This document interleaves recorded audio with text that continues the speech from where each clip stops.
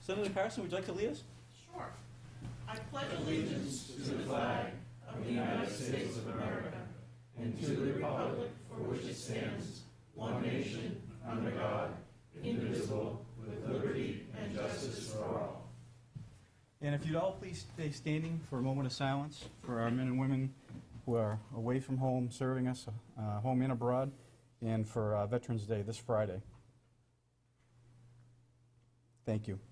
Please be seated. Okay. Tonight, I had a couple things before we got started. I wanted to thank everybody at home and here for obviously getting through a very tough time in the last week with the storm that we had last weekend. And I wanted to thank the alert team for standing guard at the school and taking care of everything and having people show up to stay warm, eat, and get showers. So I want to thank them very much for their service to the town for the last weekend. For the fire department and the police department, they did a great job keeping everybody safe. I know I was at the fire department a few times, all right, more than a few times, getting water. So anyway, I want to just thank everybody for staying strong and making it through another storm. Anyway, Senator Carson, would you like to join us? Of course, it's always a pleasure. Thank you very much for coming in. We do appreciate it. Sure. So I kind of wanted to reach out to you and kind of get your flying over 30,000 feet over the storm, things that we could possibly look at and maybe communicate better with PSNH. I know as one citizen, my frustration level was fairly high with the circumstances and everything that we've seen. I have a number of notes that I want to go over with the council and Dave after you're done speaking as far as things in town, but I kind of wanted to have you come in and just kind of brief us on what you saw and kind of encapsulate the storm and PSNH's response to the citizens. Well, thank you, Sean. I think I can honestly say that the level of frustration you felt was felt by a number of people in town. This has been, I believe, the fifth major event we've had in the past 3 years. And people are, quite frankly, having some difficulty about understanding why do we keep going through this? What in the world is going on? So if we start from that premise, I think we need to take a step backwards and look at what happened in 2008, which was really the first time in a very long time we've had something like this happen. And I believe that some sort of a report was generated by the town at that time as to how can we better respond in the future. So I would suggest to the town council that they revisit that document and take a look at what was suggested and what you actually did and say, okay, this might be a good place for us to start. I spoke with Dave while this was going on, and I had suggested that we have a community meeting, something on a Saturday morning, where people can come in and talk about what happened and perhaps give us their suggestions. I'd have to say that I was contacted probably within the first 24 hours by someone who said, where can I go to charge my phone or charge my computer? And one of the suggestions I'd make to the town is, can you put together a list of businesses in town that would be willing to open their doors to allow the citizens to come in and charge their cell phones or charge their laptops if they don't have power at home? That, I think, is very helpful for people because they want to stay connected. And I asked Kathy, I knew Kathy was going to be here tonight because Kathy and I worked fairly closely during this storm, as we usually do when there's a storm, because they do some really great things with their website. And one of the things I would suggest to the town is that the town really needs to do something with a website when there's some sort of a storm problem. Either develop your own website or hire someone else, preferably Steve and Kathy, who have done this for most of the storms we've gone through, to manage to be the area where people go to get up-to-date information. Because what was happening was Kathy would put out some information, people would tweet, and she'd call me and say, hey, there's still a tree down on such and such a road. Can you call PSNH to find out what's going on? And I would do that, and I'd get back to her, and they'd send that information out. So I think it was a good way of connecting people to get information. So that would be another suggestion that I would make to you. One of the things that PSNH did differently this time was they really tried to involve the legislators in this process, realizing that we are a source of information for the communities. On Monday, we had a conference call that was open to all legislators with Gary Long, who runs PSNH, about what we were facing, what we were looking at, what were some timetables. And that was a very helpful conversation because legislators were calling in from the various affected areas. They also had a mobile station in Hudson, so it was an area that was fairly close by. I'm not sure if people are aware that while we thought we had it pretty bad, Hudson had it much worse than we did. They also had a legislative liaison for us, and this was somebody who was on the ground working with PSNH, who were available to the legislators by cell phone 24 hours a day. The person that we had assigned to our district, I know him, we've worked together on issues in the past, and I called him 11, 12, 1 o'clock in the morning if there was an issue that came up. So I think that was something that was very good. So again, if somebody had a question about something or someone was reporting that there's a tree down in a road or there's a live wire down, I would call him.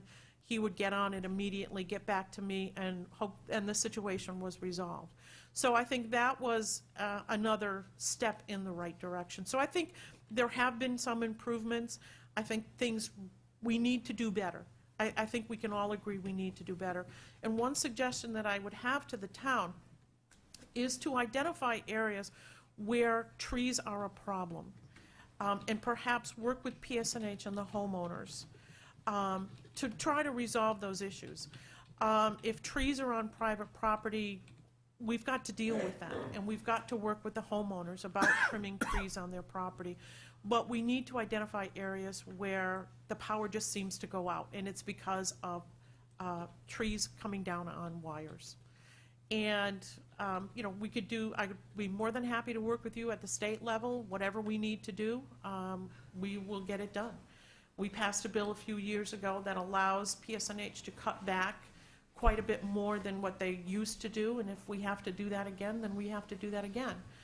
But again, I think it's important that we identify problem areas. I was glad to hear you thank Alert. I think Alert does a great job for us, and I'd like to, quite frankly, see them utilized a little bit more than what we have been utilizing them for. These folks have been trained, and I think they're a huge asset for our community. And I think they can really supplement the police and the fire, because these folks are not only dealing with a power outage issue, but they're also dealing with the everyday things that they normally deal with. Kathy's here, and I'd like Kathy to come up and talk a little bit about the website, if that's okay with you. No, hold on one second. I'd like to, Okay, yeah, I'm more interested in talking about response for what Okay, happened with PSNH. all right. I guess one of the reasons also, and this isn't to you know, get on your bad side, it's basically one of the reasons I wanted to have the discussion was because I think what I've heard from frustration from a lot of people is, like you said, the tree issue. Mm-hmm. I remember as a younger guy, you know, a little shorter, not by much, but I remember back when we used to have bad storms, we never used to lose power like we do now. My father was a Mass Electric employee, which is now National Grid, for about 22 years. He was a lineman. And he basically kind of told me over the weekend a lot of the reasons that we're experiencing these huge outages is because PSNH has cut back, in his opinion, on a lot of the services that they used to do as far as the infrastructure, i.e. trimming back trees. They used to do a lot of cutting on the sides of roads that used to be on a rotating schedule that aren't anymore. And I think that that's something that the legislature, is what I'm hoping, can go back to them and say, look, you guys wanted to be the only game in town, so you're it. And we pay the highest rates in the nation as far as kilowatt hours. And to me, if we're paying top buck for our service, we ought to be getting top service. And to me, that's just not happening right now. Okay. And one of the things that I would like to see is if you guys could possibly go back to them, give our concerns, and I can tell you, I'm not just speaking for me. I received phone call and phone call and phone call after phone call all weekend and the last week, just talking to people, bumping into people, because I was out of work a bunch of days, just dealing with, issues at home. And there's a lot of frustration out there, and it's all the same thing. It's because people notice that they just aren't doing what they used to do as far as taking care of the lines and keeping trees off the lines. And as you know, and as you said too, a lot of the reason we're having outages is because trees are falling on wires. And if you take that step and try to keep up with that like they used to, and we know it costs money, but that's a part of the problem that we have. So. During the conversation that I had with Gary Long, that was a point that I did bring up. And he told me that they've spent over $14 million over the past few years doing tree trimming. Obviously, I think that we have to do more. And I think, like I said, if we have to do more, then we have to do more. And I'll be more than happy to take that message back to them that we need to do more. And that's why I suggested that the town could perhaps develop a list of areas where there is a big problem and work with PSNH to address those issues with them first. Homeowners also bear responsibility with the wires, with trees on their property. And again, we can work with that. We can work with that. If they want to get them cut down, then we can do that too. But again, I think we all have to start pulling together and realizing that while these trees are really beautiful and they're great to look at, when we have these freak storms, they can pose a real problem to our community. Right. And we need to take care of them. And obviously, given, like you said, we've had 4 or 5 in the last 3 years, they're becoming more and more prevalent, whether it be wind, snow, rain, or ice. I guess, and this is just me, and I'm kind of really passionate about it right now, as I'm sure the other guys are too. I think a lot of the main thoroughfares, like Mammoth Road, 102, some of the larger roads in town, I think, should be an automatic. We shouldn't have to hold PSNH's hand. They're well aware of where their issues are, and they see them. And to me, this is basically an enforcement by you as our legislative body to, tell them, look, these need to be taken care of. I mean, I just don't feel that it's up to the town to regulate what they do for business. They know what needs to be done, they know where the problems are, and to me, they should be taking care of them. And that's just how I feel, so. Well, no, I would agree with you on that, too. One of the complaints I had with Gary was the circuitry. Why is our circuits always the ones that seem to go out, and when they go out hard? And it takes a long time to get them back up. And he, again, told me that they've spent hundreds of thousands of dollars beefing up the circuitry in our area. And I said, well, okay, I would really like to see that. So when things can get back on a pretty calm and even level, he said he's going to take me out and show me where they've done a lot of work on the circuitry, and I will definitely keep you folks up to date on that, so you'll know. And if there's some sort of report I can get for you on that, I'll be more than happy to pass that along. Yeah. I think the rest of the council would like to speak now. Sure. I've dominated enough, thank you. Sorry. That's okay. Thanks for coming, Sharon. A couple of questions. One, how much influence does the legislative body have versus the Public Utilities Commission? What's the interaction there with PSNH? There is some interaction. As I said earlier, back in 2009, I believe, we passed a bill giving PSNH the ability to cut further back. Those bills are very hard to pass at times because of our respect for private property rights. And that's the balance that we try to deal with all the time when we come up against situations like this. The PUC is more the regulatory side. And I think, quite frankly, if you want to talk about getting more trees cut, it's with PSNH that you really need to have the conversation as opposed to the PUC. Is the second question, there seems to be some anecdotal evidence, and maybe you could add some clarity to this, that PSNH has a much worse outage record than the other power companies that are in the state. Is that true, or is that just anecdotal? I saw something about that in the paper in the past couple of days, and yes, it is. Unitel had a much better response to this storm. They were much more organized than PSNH. But I think in PSNH's favor, they have more area and more customers that they cover than Unitel. So I'm not sure if we're comparing apples and apples or apples and oranges, but I do believe the newspaper article made the point that Unitel was much better prepared for this, and their customers were out for a much shorter period of time than PSNH. I think also with this storm, it was described to us as a regional storm. So the people that they would normally go to, the out-of-state line crews and other electrical companies, were not available because they were dealing with problems with their own areas. So they had to get folks coming in from farther away, and that took more time too, and that was a problem. But once these folks got here and started working, the work went fairly quickly. Thank you. John, did you have some? Yeah, I'm Sharon, you know I was engaged Yes. in talking with you all 5 days. My point of view varies a little bit differently.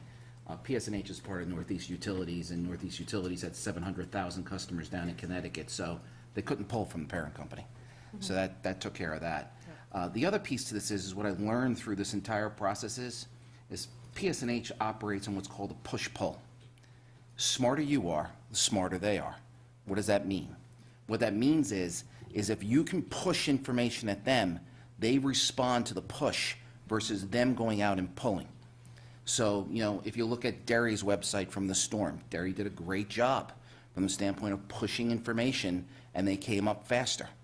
All right, once we were able to do our own assessment here, and it was the people of the town that did the assessment, they were able to do that assessment, get the information to a central point. Once we were handed that information to PSNH, everything went very quickly. Yeah. And everything was dispatched.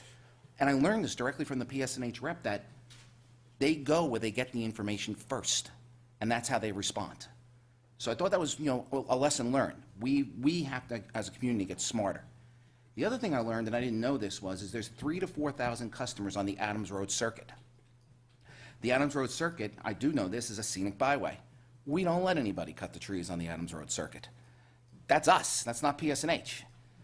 All right? PSNH comes into the planning board when they want to trim back and say, hey, we need to trim back. And the planning board says, okay, go trim back. And, the answer is you got to decide, do you want to keep your scenic byway or do you want electricity for those 4,000 customers? Something else that, I learned, and yeah, is it probably not good planning for PSNH to have that many customers on on one circuit? Probably. It isn't going to make Adams Road go away, though. But that's the big piece here. So the stronger you are, and the path I would seek to go down is look at this 2008 plan, come up with a better EMS, emergency management, strategy. All right? Choose the people who are going to be charged. Far better utilize Alert. Alert would have loved to have been out on the roads doing the assessments if we just told them. They would have all been out there, we would have had the assessments in 2 days, and the crews would have, been scheduled faster. They just didn't know where to send them. And that was sort of an interesting feedback from them at the end of it. It's like, all right, well, and if you notice, the crews got here, they arrived at 10:30 in the morning on Thursday morning, and something like 50% of the town went up in the next 4 hours. So it's not that they don't know what they're doing. They were someplace else doing it. Now, there's probably some validity to the fact that staffing has cut back. That's business today. Everybody cuts it back. Okay? We're not going to fix that. We're not going to tell PSNH how to do their job. I do think we need to go to the PUC and tell them on how unhappy we are, because they can do something about rates. And if the parent company is putting too much pressure on PSNH for profitability because Wall Street's putting pressure on them and we're not getting service, then that's a path we can go down. But, these are all things that I learned with Sharon over that 5-day period. So, I don't know, does that pretty much cover what we talked about? Yeah, and that's why I made the suggestion about looking at the older report, getting a working website up for where people can get real-time information, where they can also report. The wires are out of my house. But the website idea is, while it sounds good, when 85% of the town doesn't have power, internet doesn't matter. Smartphones. So I don't have a smartphone, and neither does probably 70% of the town. Well, I tend to disagree because PSNH told me they kept going to our website for information, and there was no information there. They kept going to Derry's website, and it was there. So however it was communicated, PSNH could get the information. That's who needs it. Right. And I think that's, So that's the point of the website, I think. that's why. Wherever, I- however they do. Yeah, that's why I talked about the website, because that's where people are going to get the information. Even if you're at work, you're at a terminal at work, you're going to a website to get information. And so that's why I think it's critical that we have this. Even if you don't have a smartphone, you could go to the library or you could go someplace else that does have a computer and access the website I to get came here. information. But it's amazing to me that, you know, they may not know what street is out, but they certainly know where to send the bill, and if I'm, you know, Yeah. you know, exactly what my wattage is, Yep. you know. You betcha. Right. Oh, yeah, I'm with So- you, Tom, I agree with So you. if it's a technology issue, why don't they just go down to their accounting department and figure it out, you know? Well, I can't When all the answer little that. dials stop Yeah. running, they can send their trucks there. Well, I mean, I can't answer that kind of No, no, question. I know, And and I'm- look, I'm- I understand that, you know, a lot of people are really angry and a lot of people are frustrated. Believe me, it is no fun going through something like this. And we keep having to do it over and over, and each time it gets worse and worse because we're like, hey, wait a minute, why does this keep happening to us? That was a question that I asked And it's not, Mr. Long. and it's not really just PSNH. I mean, if you, Massachusetts had the same problem, Connecticut had it worse, apparently. Yes, And they I'm sure did. Maine and Vermont suffered the same.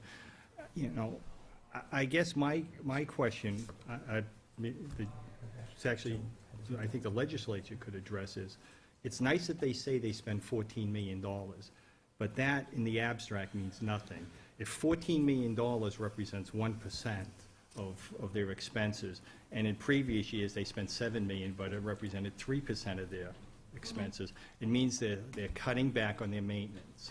So I think that's what we need to look at, is the percentages going down while the dividend rate goes up. Because frankly, I'm not really concerned about their dividend rate at the expense of them cutting back on maintenance.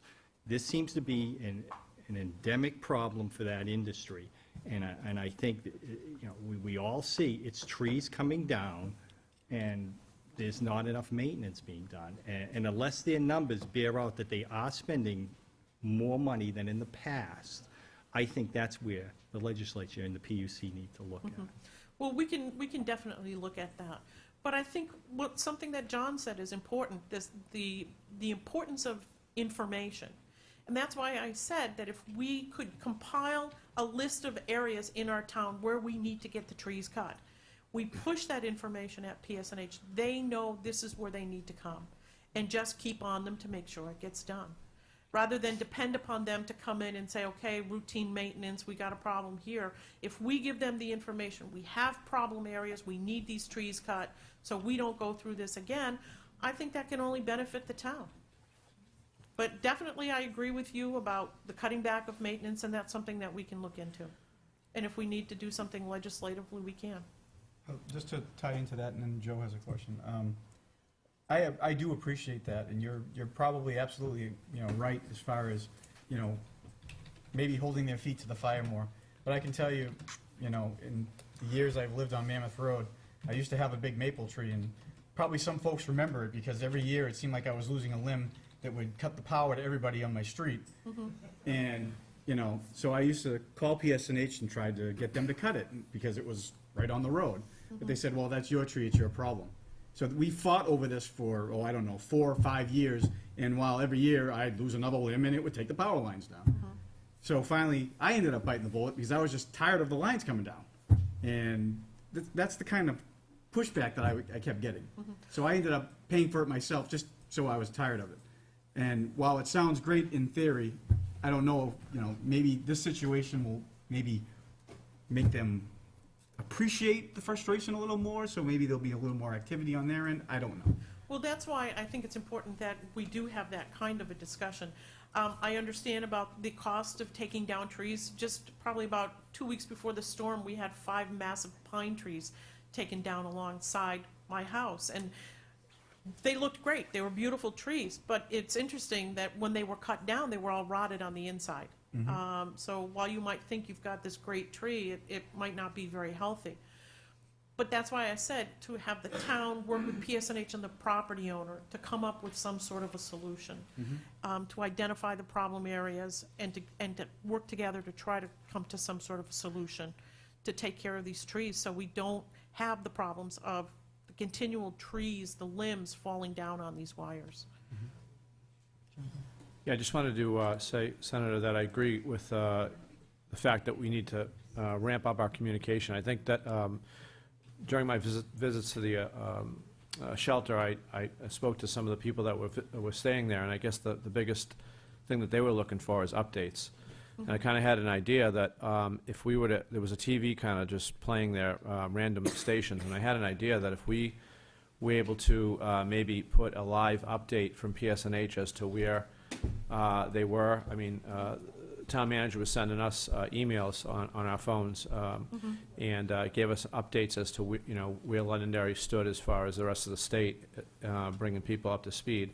But I thought if we could even take it in a closer view and say streets in Londonderry, because there were people there, elderly people that were on oxygen, that really needed to know how their home would, when their home would be up and get back into a safe environment that they felt comfortable in.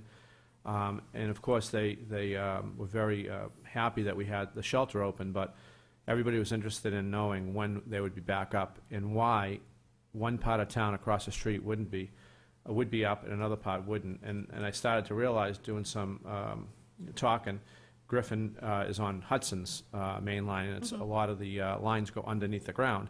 And people said, well, wait a minute, I just thought I heard that trees go down and it hurts the lines, and that makes sense, but these are underground, and we're the last people to get power. So it's really, to your point, communication is extremely important, and I think the educational part of it is as well. Just knowing what grid you're on during these emergencies, when you would expect that grid to come up, having something maybe at the shelter on the wall that's given updates as to what's going on with PSNH and where we are in the town. The other thing is, if we do have the ability to blog, maybe we could blog people that go around and see trees down and report that. So as you I think Councilor Farrell said, was to continually push that information to PSNH live. And I think we have a website. The town has a website. To what also Councilor Farrell said was that they were going to Derry's website to get that information. Of course, they would go to Londonderry Town website to get that information. So maybe we should put a piece of that exclusively for emergencies of this nature, where we could blog on that website, a secured spot, and that could also run linked to the shelter. Again, communication's key in this. When everybody communicates better, again, as some of us already mentioned, things happen quicker. So I just wanted to mention that as an idea.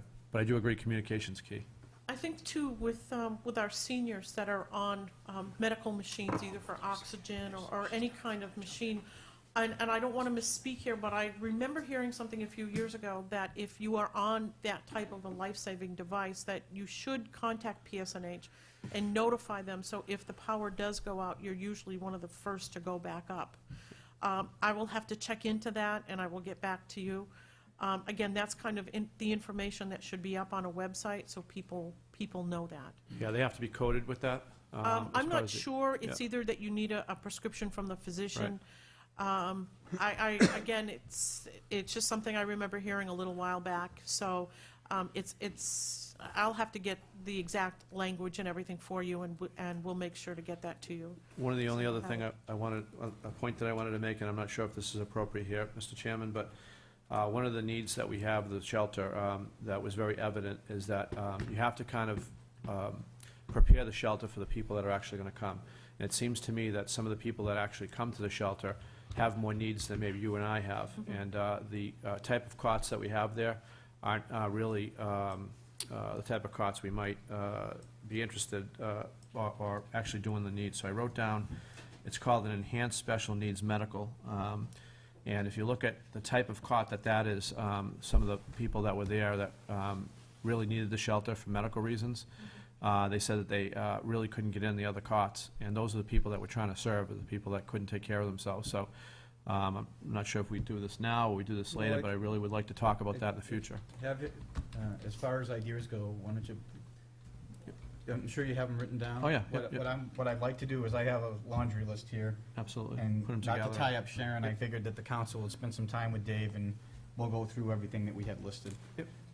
So, Tom, you wanted to Yeah, go? Mr. Chairman, I would go back to something that Senator Carson suggested early in her testimony tonight about having a special venue, whether it be here or in a larger setting, where we invite the community to come in and tell us more of the circumstances that they faced. But at that session, I would assure that we invite representatives from PSNH, from the Public Utilities Commission, and obviously our legislative representatives to come, so that as people explain what they faced, the right people that need to hear that message will hear it unfiltered and get it direct. So I would suggest that that's something we do. I mean, a lot of our PSNH folks are down in Connecticut right now working on their outages that they're still facing. So tomorrow is probably not the right timing, but somewhere in the near future, when this kind of settles down a little bit, I would recommend that we hold that session. I think it's a great idea, and I was actually going to recommend that, but I'm glad you said it. Would you be willing to take a couple comments or questions from residents? Sure, You okay with that? sure, I'm Okay. fine. Anybody have any questions or comments for the secretary? Reed, go ahead if you want to come up, or we can give you a microphone. No. You want to come up? Okay.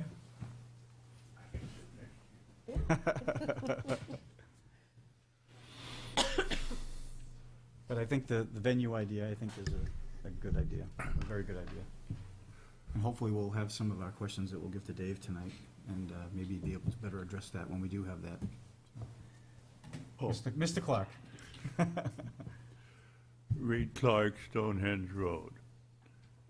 Number one, you do need a doctor's prescription to get a thing. I just got a thing in the mail yesterday telling me exactly what to do. I have to fill out the form, send it back to them with the doctor's permission. So that's number one. Number two, as far as PSNH and other venues are concerned, I got my power back on Wednesday. I got my TV back this morning, and I still haven't got my phone back from Fairpoint.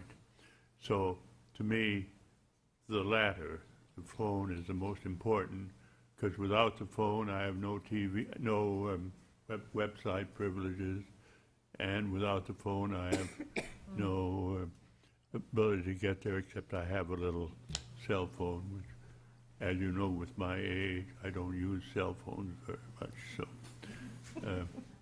I don't know how to use them too well. So that's my comment. To me, of the three items that we're talking about, PSNH is the best out of the three. Thank you. I think it's important for people to realize when they look at a telephone pole, they think that it's just the electrical wires that are on the poles. It's not. It's cable and it's telephone. I was shocked to get up Sunday morning to find that my landline phone didn't work. That, to me, was, I think, the most surprising thing. I expected the electricity, I expected the cable, but I didn't expect the phone to go down. So when we have these types of outages, it's not strange to have all the other things go out too, because they're all sharing the same pole, and that they have the wires all run alongside of each other. So it's strange. I wanted to come up here, represent Al Baldessau, 41 Hall Road. Somebody that was involved with this all week too, and was in the conference call with the senator here on the issues here. What helped me when I was in that conference call was I went over and seen the chief. The fire department did a great job, and let me tell you why. We got a system in place that only half the town's aware of. They call the fire department. He has a log sheet. He has this log, a PSNH log sheet. I've got 10 of them in my car that he gave me, okay, that I use for the brief to be able to discuss what streets. He faxes it in to PSNH. Then you got somebody like the senator and myself that reinforced through our connection to our legislative people on PSNH to make sure that those are done. We have a system, and we should have had lessons learned already from past experience. You hit it right on the money when you said the ramp up communications. As somebody who's worked many disasters in Long Beach, California, and other areas, we got a radio station here. It's a win-win for us. If somehow we can get that up and running and, and utilize that. We spent thousands of dollars on GIS. My girlfriend's a GIS. She said we can have up on our website, streets that are down, can be up on the town website to our GIS. These are things that we've got to, I think will make a big difference in the town. I asked the chief and I tried to find a disaster plan. I couldn't find one, okay, on lessons learned from the past that we've had. Something needs to probably be up on our website for the town, for people to be able to see it, or even post it at our senior center, post it in the town in different areas to identify these issues. I just want to add on the cooks at the school. I didn't hear, they did an outstanding job on feeding the people at the shelter, and the janitors over there working hand in hand at the shelter. Outstanding job they did working with our alert team. That's it. Thank you, Al. Pets. I know we discussed about pets. I didn't want to forget that. No, I've got a laundry, like I said, I have a long Yeah. list. But what I wanted to make sure that the town manager, FEMA approved money for pets a while ago on these disasters. I don't know what the law, I haven't read the law yet. But we've got to fix this problem because we had seniors leaving the center, the shelter, because they couldn't have their pets there and went home in their cold houses. One thing that I would suggest to the town is we can have maybe a pet cage day or something, where if you have a pet cage in your house that you're not using or your pet is outgrown, that perhaps they can donate it to the town, where hopefully we're not gonna go through this again, but we will have a supply of pet cages, because that's why I understand that pets were turned away, because we didn't have a place for them to go. So, and again, it's all part of being prepared. Something else that, if we're talking about a website, is how to prepare for a storm. What should you keep on hand? What should you have? These things happen. I expect we're gonna have other outages this winter, hopefully not as long as what we've just gone through. But a lot of people just don't know what to do. One of the points I made to Gary Long is that it hits our community a little harder than a town like Manchester, which has a municipal water supply and a municipal sewer. Most people here in town have their own wells and they have their own sewers. So our sewer system, when they go down, these systems go down too. How do you cope with that? What can you do? What do you need to have on hand? Most people don't have time to fill up the bathtub with water. What can you do to be prepared? And I think something like that is a good conversation for us as a community to have. And if I can add one last thing too, on the cell phone communication, many of us do tweet, and LondonderryNH did an outstanding job keeping people communicated. But we can't depend on a private site. We've got to be able to come together as a town to be able to fix that problem where people can go to where's the command center? I was told a few years ago, I think on Lessons Learned, the chief was running the command center for the town during disaster areas. I went to the town, I talked with Susan, then I went over to the chief, to find out some answers and stuff. The people got to be trained on where to go and where to call and everything else, and depend on the town and not, any other type of civilian, commodities that are out there. Well, seeing we're opening this discussion up, I guess we might as well delve into it. Are you guys good with going through some of this now? Well, are you going to let other people from the public Yeah, make comment if they would Yeah. like? Oh, yeah, absolutely. I wasn't shutting it off. I'm just No, saying, yeah. I got a list of concerns from the public. One person who was left out on the whole alert thing is Peter Curo pulls all the food together. And, and School Peter, day and outstanding. Peter doesn't ask for any accolades, but Right. he did one heck of a job. And His that was the folks, feedback from the unbelievable. people at Alert. No, we appreciate that. Thank you to Peter and the school system. Yeah, there were a lot of donations made to the shelter. I happened to observe Market Basket sent over a whole, I think probably a couple dozen Halloween cakes that they were cutting up and distributing. I'm sure there were many more folks donating other than that one establishment, but a lot of people pitched in, and Yeah, I know it's Mr. good- Steer was up there with groceries and deli meat and I mean, it's good when the community, things A lot of things like happen, this yeah. can also bring out the best in a community as well. And people unlock their doors and reach across the fences and the yards and help each other out. Help each It's- other it's start nice each to other's see. generators.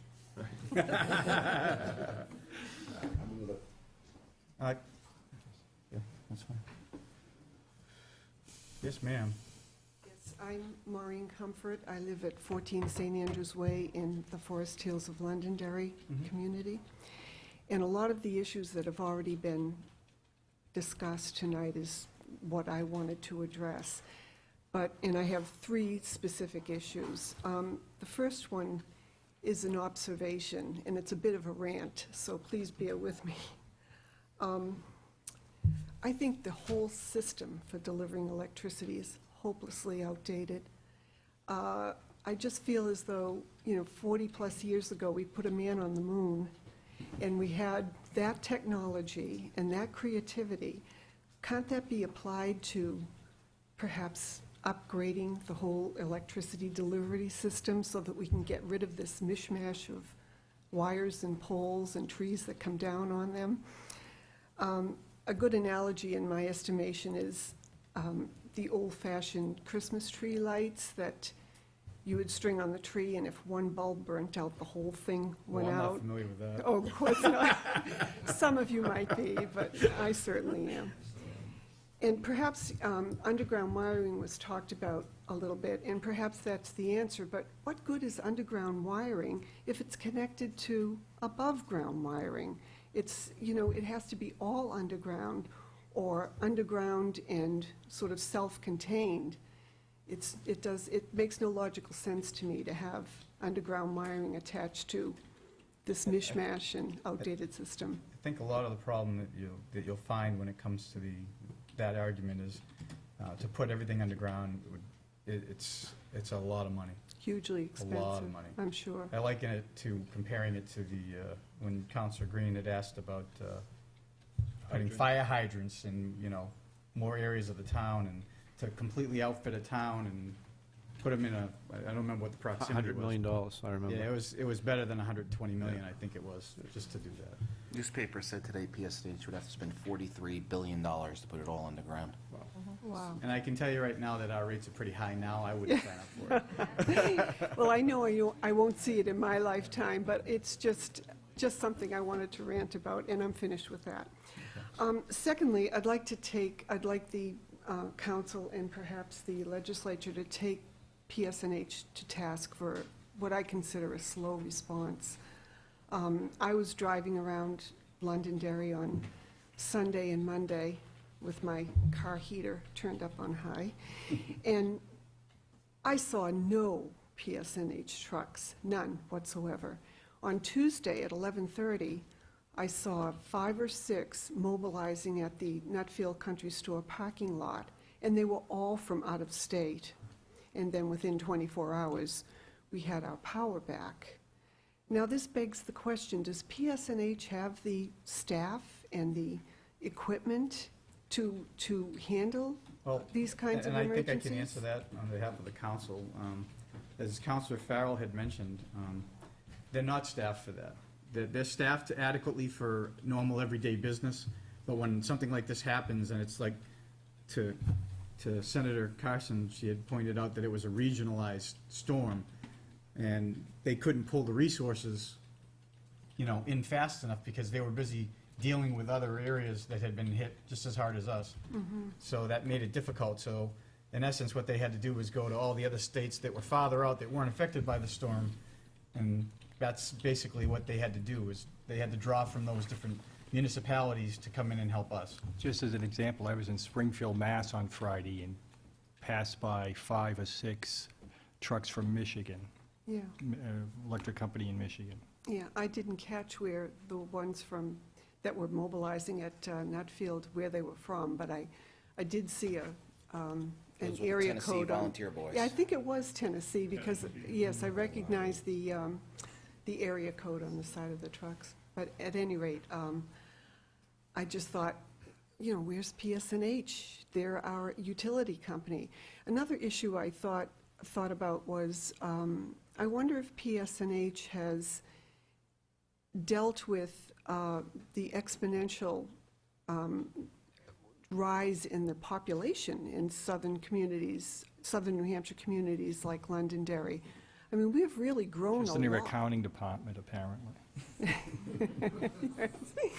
We've really grown a lot, and I'm not sure that they've grown with us, so to speak, and provided enough equipment and manpower.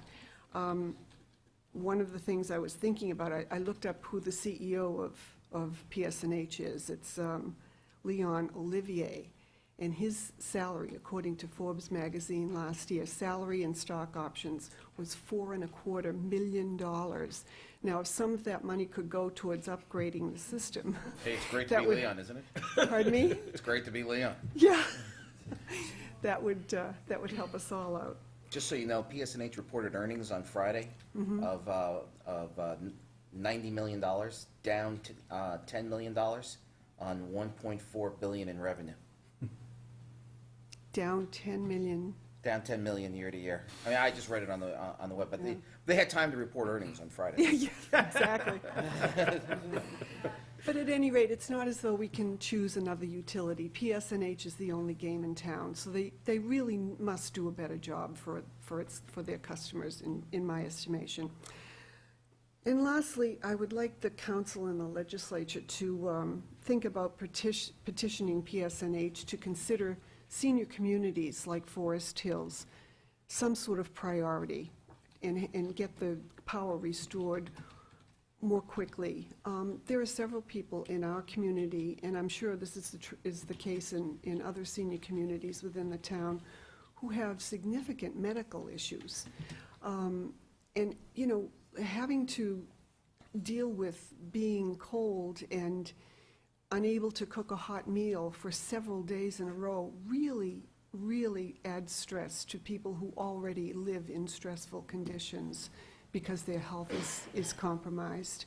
So I'd really like them to consider making senior communities a priority. And it doesn't have to be, you know, top priority like hospitals, but some level of priority of getting the power restored more quickly. So I think that's it. I appreciate the opportunity to air these concerns, and I look forward to the public hearing that is forthcoming. And thank you, Senator Carson. You're welcome. Thank you. Thank you very much. We appreciate your input. Does anybody else have any input they'd like to come up about? Okay. Is it in reference to just PSNH or? It's just this discussion right here, yeah. If you have something else other than it, you'll have time to, yeah, no problem. Okay. Anybody else on the council have anything for Sharon? Okay. Well, I look forward to seeing all of you at a meeting, hopefully on a Saturday morning, where we can sit down and we can start hashing through some of these things and come up with a workable communication and emergency preparedness plan for the town, and I'll be more than happy to do that. If you need information ahead of time, or if you need to have people there, please don't hesitate to let me know who you'd like to have come to visit our wonderful town, and we'll get them there. Hey, maybe we can set an example for Washington by working together. How about that? Yeah, good luck. Well, we can show them how it's done, that's for sure. All right, thank you, Sharon, for coming You're in. welcome. We appreciate your time. Mr. Chairman, I think one of the things that we don't want to get lost is that Councilor Dolan had a great recommendation as far as getting the public first. Before we do that meeting, Yep. I think we want to bring the public in, maybe, and get all of these, number 1, 2, 3, 4, that we just got from Maureen Comfort, and just go ahead and make a big laundry list. I know you have some too, but then at least we would have gotten the public's input and know what we're really dealing with. So, Well, it was my understanding that Yeah. this meeting would This be was with for, the yeah, public. that's what oh, this. all yeah. at once. All Okay. at once, All right. Yeah. right. Okay. Believe me, I'm sure all of us are gonna compile a nice list of stuff, so. Okay. Thank you, Sharon. right, thank And I you do very look forward to much. that meeting. Yes, I think Thank it you. will be Thank very you. fruitful. Yep, I agree. Okay, Kathy, can you come up and join us for Old Home Day? And thank you for your website's participation. I heard from a lot of people that you guys were a big help with orchestrating some of the PSNH things. Actually, to get to what Sharon and John was saying, I found that once we pushed for the information, the happiest sight everyone saw was that we actually got what the circuits were and whose streets were on them.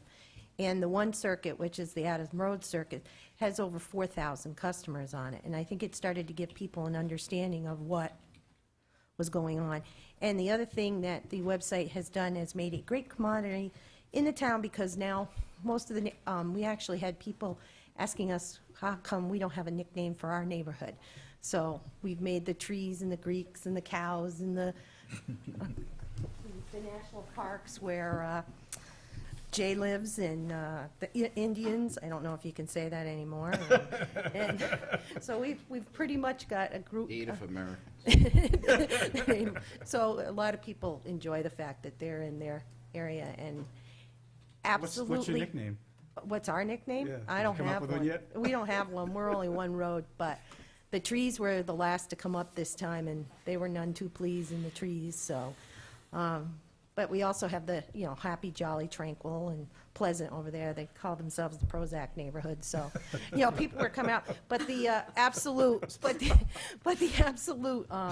key to the whole thing was, as someone would send in a message, I was like, there's trees down on the wire, and why isn't anybody here to take the trees down?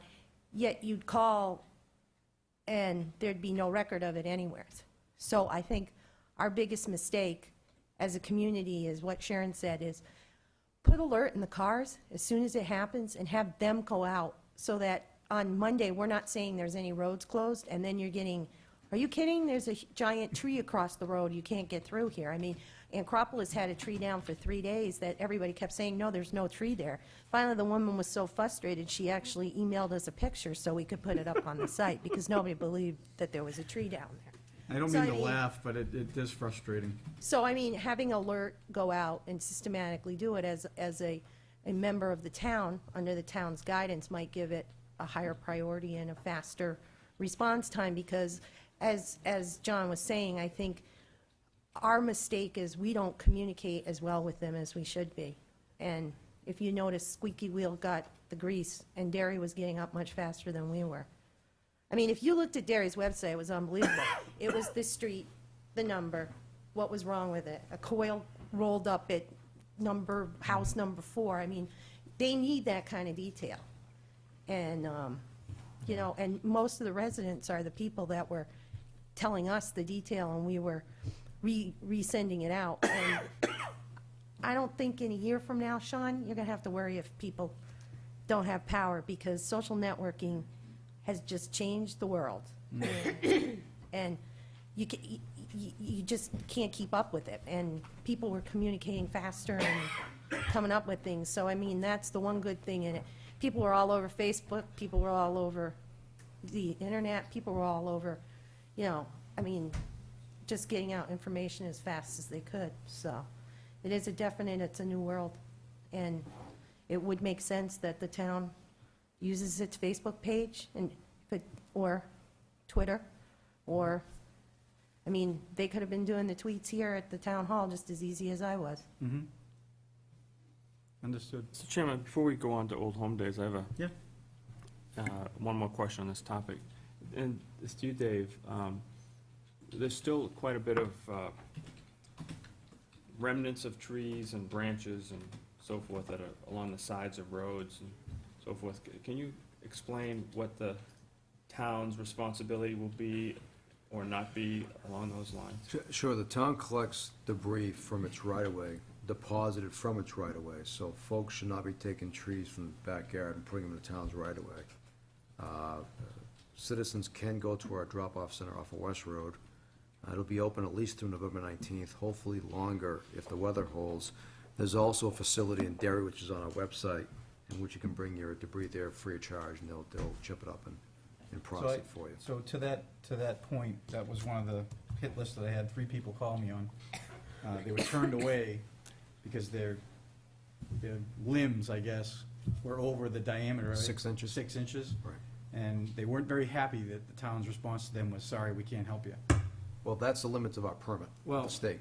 So that's a state thing, so that wasn't the correct. town saying go away? No, that's the limit of our permit with the state. Okay, so, just so we can give some exposure, and I'm hoping that maybe the newspapers and Kathy's website and all the other media outlets can maybe put that out there, that there is a place that people can go to get rid of larger limbs than 6 inches. Why And can't that's we the put it place in on Derry, The town's website. We could put it on the town website too, absolutely we can. but that's the location in Derry that you have to go to if you have a larger branch. Right, but I think people are just looking to get rid of stuff, so. That was the biggest frustration, is like, well, why can't we just drop it off at the town? I'm like, Dave, I will say that I personally brought 4 loads of brush to the drop-off center this past Saturday, and I don't remember the gentleman's last name, but John, that works there, was very helpful. He was helping people unload their brush with a smile on his face and trying to keep people were very frustrated. He was keeping people cheery, and so I just wanted to pass those compliments on to, I don't know John's last name, but he was a model employee this past Saturday at least. okay, so basically, that is a state mandated and not our problem, It's part of our permit, right? so it's part of the permit, okay.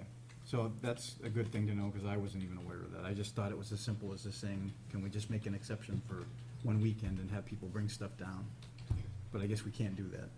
We don't burn anymore, we chip everything. And I guess, I just have one. yourself. I just have one suggestion. Sure. At the start of it, when press releases were coming out and we were putting up what we were getting, it was very interesting that the emergency number, if anybody had an emergency, was the fire department at dispatch. Be interested to see how many calls dispatch, Oh, they were slammed. right, and Yeah. we're talking I about getting was- rid of that I was service. there during a lot of phone calls they were getting, so. That justifies just the reason why we need to keep it here. Yeah, well, like I said, You know, I mean, we were looking at try to way save money, but in situations like this, this is why we need them here. And they seem to be happening more and more often. And unfortunately, with the size of the grid, I see it happening more. Because it's just, as more and more developments get built, it's the easiest and cheapest way for the developer to get to the electricity. And they're tapping into these circuits and they're getting bigger and bigger and bigger. So to continue that, David, if there is brush in the town right away, like, who would they call to alert the town to come get it? Town would making patrols and just going along the road and picking them up. Okay. is there a time frame for that? So if people ask within the next Uh, month or so, they Well, should it should be wrapped up, we want to get it wrapped up before snow, actually, be, before the plows stop plowing? before the next storm arrives. So I'll get a schedule from Jan also. I suspect they're out on the roads today, this week, clearing brush. Because anything that should be there is there I now. think I saw the guys working over the Anything you bring weekend. from the backyard should not really be Saw some brought town there, trucks from so. Yeah, I saw, when I was cleaning up my own brush on They were out on. Sunday, I saw a bunch of town trucks going back and forth. Yeah, they were last Thursday and Friday on Adams Road as well, so they were already. They were out the getting Sunday, process the going. day after the storm, on Sunday, they were out Yep. clearing High Ranch. Yep. All right. Okay, well, how about some Old Home Day? Yeah, let's get into something fun. Just came to report on your request about Old Home Day, and everything went great. We had a great time. We added 2 new events, movie night and the fair. They were very successful, and if you want to, you can give us more money. That's about it from us. Unless you guys have any questions. I thought it went really well. I did, as usual. It was run very well, and I wish there was more money for fireworks. I noticed that you guys are all worried, well, I shouldn't say worried, you're doing your housekeeping on this, going out for bid stuff. There's only one issue that we go out to bid for, and we go out to bid for it every year, and that's the fireworks. Everything else. Again, we wouldn't be successful without the businesses here in town. We were able to raise this year 15.5 just by donations from businesses. excellent. You know, it cost us about, we reconciled to the penny on expenses. It cost us this year to do, was 23, 21, I think it was. 24 this year, 24,701 was to put the event on. And we did add 2 new events. And people continually ask us to expand, but if you guys keep cutting us every year, we're getting down to a small pittance. And I can tell you, in bad situations like this, it really hurts when we lose that donation or sponsorship, I should say, of the town, because they're a sponsor too. and they're- When you say expanding, what kind of expansion are they looking for? Well, people have, I mean, we're at a point where we can't expand anymore because we've just run out of capacity. but we've had so many requests for more events, and like, you know, can't you have a craft fair that day too? Can you have this? Can you have that? And it's just like everybody's maxed out, and, you know, there's no place, I mean, there's no more room for what the committee has to expand anymore. I mean, the one thing I would like to look at, and I am going up in front of the Heritage Commission, is since the trees were taken down on the common, rather than letting it continue to grow into a poison ivy pit, the trees are down. I mean, that's what it was. I had to call him, he had to send Steve, no, is it Steve? Why can't I think of his name? Mr. Cotton. Oh, Steve. Steve, right. Steve. Steve Cotton had to go out and actually spray it because it was so bad, because we were afraid everybody was going to get poison ivy. And so the trees are down. Unfortunately, it didn't go as well as everybody wanted it to, but they're down now. So I would like to see us take advantage of the area, find a way that it can become useful common space for people, because the overflow, it would make sense. It would be over there, be near the shade. It would, you know, electricity could run to it pretty easy because the electrical boxes are there, so we could expand the event. So we always need more booths, always need more booths.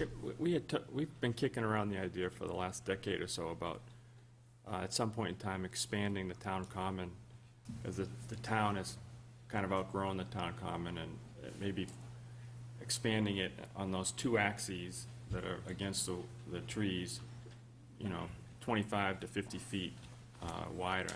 And the biggest pushback has always been that people didn't want to see any trees cut down. Well, if they're already cut down, Right, in many at this cases, point, they've been cut down, maybe it's, and it is turning into a rat hole kind of look. I mean, like I said, the poison ivy was everywhere, and I would, if we would do that, I would like to see if we could look into just one counselor. Can we preserve or relocate those stone walls that are along the woods, and maybe Well, just push them back as well? I wouldn't want to touch the stone walls at all, other than maybe having a professional stone wall person come in and make the opening so that people could walk through there.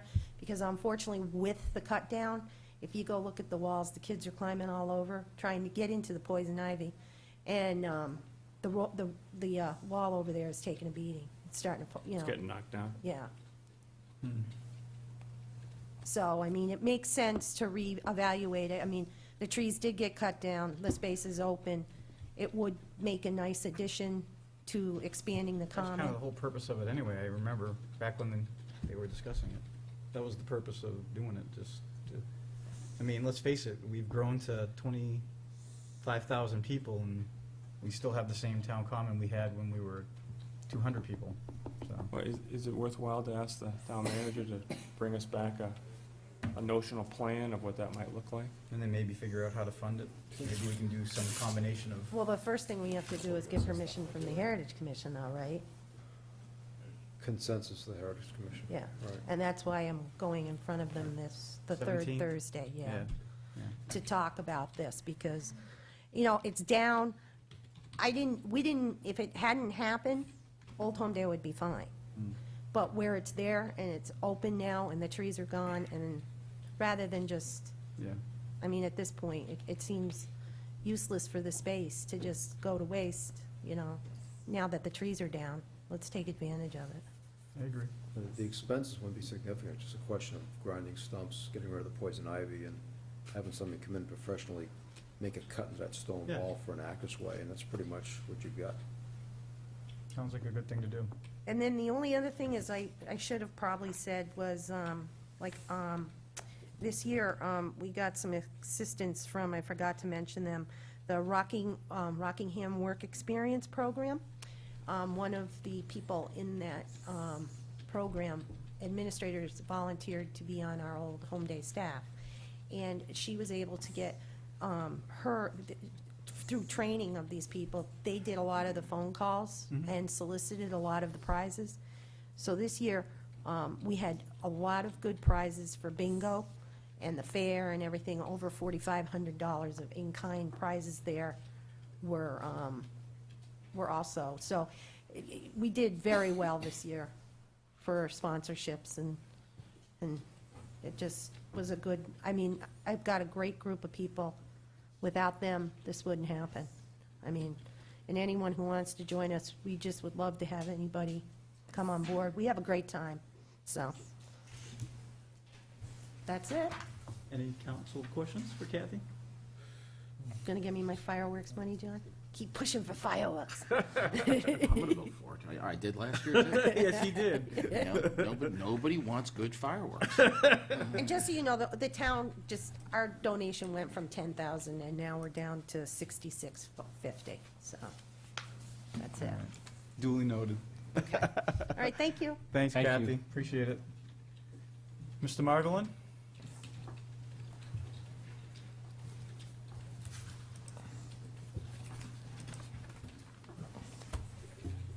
Good evening. Good evening.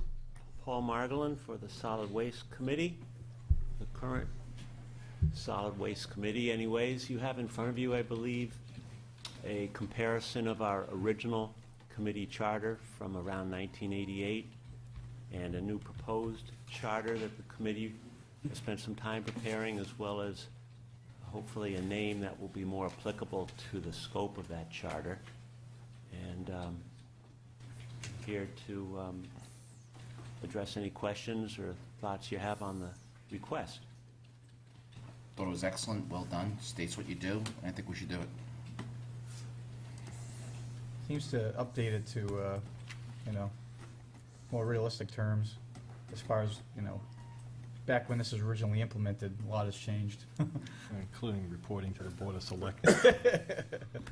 Yes, this is Is true. that a dot matrix printer that was scanned up? I think it looks really good. So there's no resolution then, right, for tonight? No, there's no resolution, so we can prepare a resolution for the council to formally approve it. So do you just need a consensus tonight to go ahead? Well, I'll just put it on for final approval for the meeting on 21st. Okay. So, it looks very good. Okay, I appreciate your support. Thank you. We appreciate everything you guys do. Thank you. Hey, one quick question. How are we looking on recycled goods? Has that seen an uptick, a significant uptick since we changed a couple of years ago? I think I met with you folks something on the order of, well, at the time that you were having Chairman come in, and I... Yeah, I seem to remember it. I just remember... If you still have a copy of that, and we can furnish another one, I think it was showing a significant increase, about 5%. We were averaging something like 16%. We were up around 21%. Still not as high as we'd like, but a 25% increase. And then we're hoping the latest expansion with plastics that hopefully you've all heard about and spent some time promoting. Actually, I don't think that's been fairly recognized in the public, if you want to kind of just give us a quick on that. Sure. Basically, it's any kind of plastic now? Pretty close. Any kind of rigid plastic within a couple of limitations. We've had ads and letters and articles in the last 3 Londonderry Times, and we also issued a press release. We also have it on the town website, and we've also provided flyers for handouts at the drop-off center and the oil recycling and the library as well, and also town hall, I believe. Yep. Essentially, all rigid plastic with the exclusion of plastic media such as CDs, DVDs, records, plastic bags and film and plastic tarps they can't take, but and styrofoam is not allowed, but most any other kind of Yeah, I plastic. tried the styrofoam trick, that didn't work. Everyone would love to Gotta get put rid it in of a the plastic styrofoam. bag. But when you think about all the plastic beverage containers we go through, plastic cups, the lids, the stirrers, so much that comes out of fast food establishments in particular. As I say, we've had promotions in the last 3 Londonderry Times, and hopefully Kathy's website, as well as some of the other local outlets, have publicized it. It's now come to what are the few things in plastic we can't recycle rather than what can we recycle. It used to be just 3 or 4 numbers on the scale of 1 to 7. Now it's all numbers 1 through 7 plus. So it's hard to find something you can recycle other than those couple of things I mentioned. Cool. Well, I appreciate that. I know that, you know, I was kind of curious. I had heard and I'd probably seen some stuff on it, but seeing we had you here, I just figured we'd ask. Sure, well, also pleased to be able to have an opportunity to tell folks again about it. Most all plastics. And on the website, they can get all the list of details, what can and can't be. I'll also mention that in the last month, we've put a new, container, large dumpster-sized container, the drop-off center that will take large plastics, such as children's playhouses, 5-gallon buckets, large toys that don't fit into the red bin at the curbside. Not only are we able to recycle those, we're taking those out of the trash bins at the drop-off center and putting them in the recyclable bin. Not only is that taking cost out, but also our vendor's not charging us to take away those plastics too. So it's even better. So it's all good. It's all taken out of our waste stream and no cost to us. So it's good news. That is good. Well, thank you, and keep up the great work. Appreciate it. Thank you. Lisa, I hear you're a late addition to the lineup. Late break. Step right up.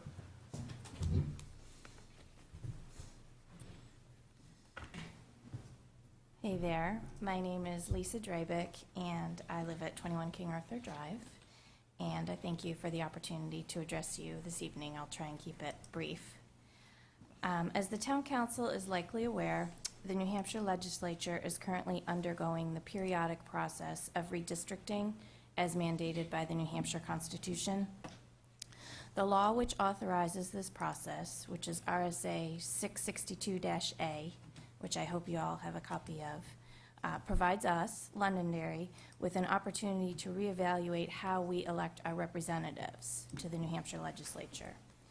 In essence, this law allows our voters to determine whether we want to retain our current plan, where the entire community elects our 9 representatives, meaning they're elected at large, or whether we as a community might want to adopt a different way of electing our representatives by ward or district.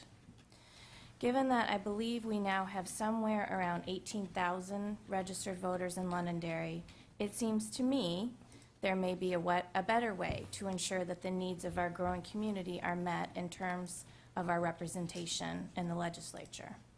I've talked to several friends and neighbors in town, and I believe that there is significant interest in exploring alternatives to our present system of electing our representatives.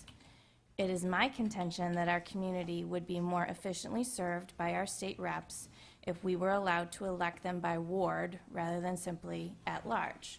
For example, a ward system would ensure that residents living in particular areas of town would have their specific interests addressed by their area representative rather than having to bring their issues to the delegation as a whole. A ward system would also make it easier and less expensive for potential candidates to run for state rep.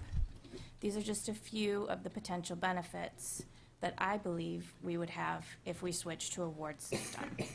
But regardless of the merits of the issue, I'm here tonight simply to request that the voters of Londonderry be allowed to vote on whether they would like to explore an alternative to our present system.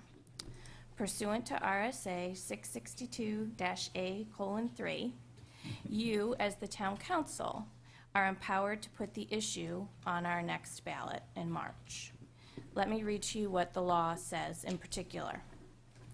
In a town with a Town Council, the Town Council or the voters by petition submitted to the council signed by 25 or more registered voters in the town or 2% of the registered voters of the town, whichever is less, may place a question on the official ballot for any regular municipal election for the election of town officers concerning the establishment of a redistricting commission.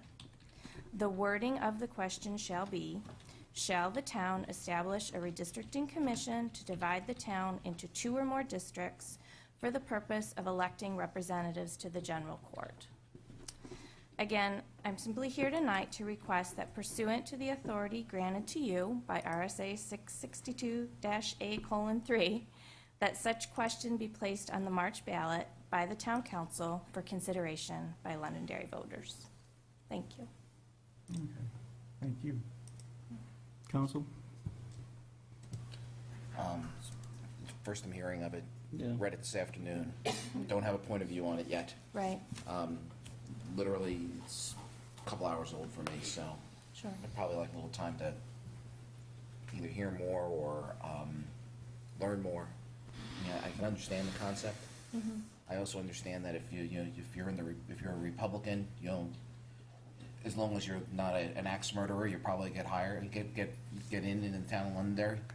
And and we've only had one Democrat in the last 100 years. Right. So I don't know if that puts more of a balance in districting or not. I mean, that's just kind of right off the top of my head. Right. So I don't know the answers to those questions, Sure. but those would be like, would that be, is it the give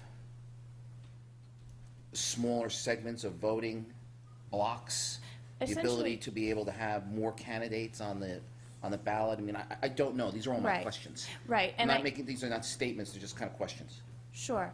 And I don't want to get necessarily into the whole debate about the merits of going one way versus the other. My point is to just see if we could get the first step started, right, and give it to the voters and say, would you like to even establish a redistricting commission for the purposes of studying this issue?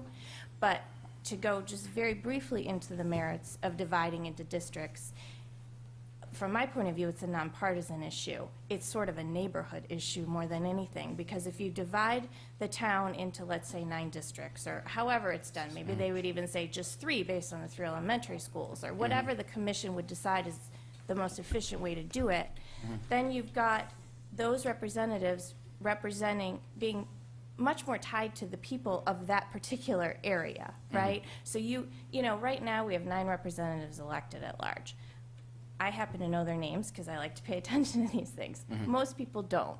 And if they have an issue, they don't know who to go to. Wouldn't it be nice if it was someone who lived sort of generally in your area, would be more in tune with what's going on in your part of town, that you could go to and say, hey, this is what, I'm thinking about, or, I have an issue with this, could you bring it to the attention of the legislature? It's more of you're going to get better representation, I believe, than a partisan issue. Pretty reasonable answer. And then also, it also would avoid the potential, I don't know how it's stacked right now, I don't know where people live, but you could potentially, the way we do it now, have all 9 representatives living in a particular portion of the town, right? The north end, the south end, whatever. This would at least ensure that you've got equal representation, either 1 in each 9 districts, or 3 in each of the 3 districts, or however it would be eventually be done. Okay. That's interesting. Thank you. So how many registered voters do we have approximately? 17,000. So we're talking probably about 2,000 voters per representative, if we were to go to this. Right. I think she came up with a good idea. The 3 school districts, you follow the school district layout of how then you don't have to come up with a district. It's what the schools already do for North, Matthew Thornton, and South. Well, my understanding is that should we go this way, and I believe the town has to vote on it, if the town votes, then we appoint a commission, Yes. and that commission is in charge of, Coming up with a plan, districting the studying, town. having public hearings, that How sort does of it thing. affect Auburn, and how does that work? I mean, I don't know the answer Yeah, to I think that. You I think- lose 2 reps. I think Auburn has to be in an at-large, if, I believe that's true. I don't know, again, I'm not an expert on this particular area, but I know there is 1 representative now that is shared between Auburn and Londonderry, and perhaps that one would have to remain an at-large vote. I don't know. Again, this would be a question for the commission. do we know, Dave, I know we're in the post-census period right now, do we know what the legislature's gonna do? Are we still gonna have 9 reps covering Londonderry and Auburn, or is there gonna be some new? It's unknown at this point. We've not received any information. So on that might change as well. It may change, yes. Okay, go ahead. Yeah, I think like Councilor Farrow said, we just received this tonight. Sure. Although, saying that, I think it's probably have 25 people in the room right now. If all you need is 25 people, I think it'd be pretty easy to get that. Right. So, do we do it as just a matter of the fact that, 25 people are pretty easy to get? Do we think it has enough merit to be put to the polls? And I kind of tend to push, lean in that direction. I'd rather have it on the referendum so that we could see what the townspeople really feel about it, and have Right. them decide on their future as far as I who they think- want to represent. I think either way, it has to go on, even if we decide to do it, Yep. our decision is to put it on the ballot for the people to decide. That's what I'm Right, saying, yeah. right. Versus, so we can voluntarily do it, or they can force our hands by coming up with a, That's my point, with There's a 25 petition signatures, I article, mean, we might as well, It's a formality, basically. basically a formality, right? And if I could just point out that the townsfolk will get a chance to vote on this twice, essentially, right? The first time is whether they want to establish a commission to look into this. Then once the commission comes up with a plan, assuming they vote yay, and the commission is established and they come up with a plan, then that plan has to be approved by the Secretary of State to make sure it complies with the law, and then is sent back to the town council and is put on another ballot, the next regularly scheduled ballot, and then you vote up or down on should we adopt the commission's plan. So this is just the very beginning of the process. We would just like to give the town an opportunity to get the process started. Well, one thing, I'm sorry, actually, you go next. I'm supposed to wait. All right, one thing I'm worried about, because I did look at it a little bit over the weekend, was that it looks like, from what I'm seeing right now, is that we will lose a rep, or maybe two, which, in my opinion, I'm not for that, because I don't want to lose any representation in Concord. So that would be one concern I have. I like the idea and the concept, it makes sense, but again, to me, if it means us losing a rep or two, then I do have a problem with it that way. As I understand it, that decision will be made there and wouldn't have anything to do with whether or not we decide we want to go forward with the commission to look into redistricting. I still think dividing into wards has merit regardless if you have 8 reps or 9 reps or 7 reps or 10 reps. You're still going to get area representation, better representation. I mean, we have the largest legislature in the United States, as I understand it, 400 people. And the purpose of that was to give us the best representation, one man, one, that sort of thing. This would help in that endeavor. I believe, I've done a little bit of research on this, that we are one of the few towns of our size to still elect at large. Derry has wards, Salem has wards, Manchester is obviously much larger, but they're broken into wards or districts. So I just think that in the name of progress, we've been talking about just the town common, right, was so small, and now we've outgrown it. I feel like perhaps we've outgrown our current system, and that the voters should be given an opportunity to vote on whether we might want to look at changing it. I guess you could also find that in one district, you could have almost nobody voting for the reps, and in another district, you've got 80% of the voters that showed up in that day. So how does that answer to your question about? Well, that's just what happens, right? I mean, you have no control over that, but think of it this way.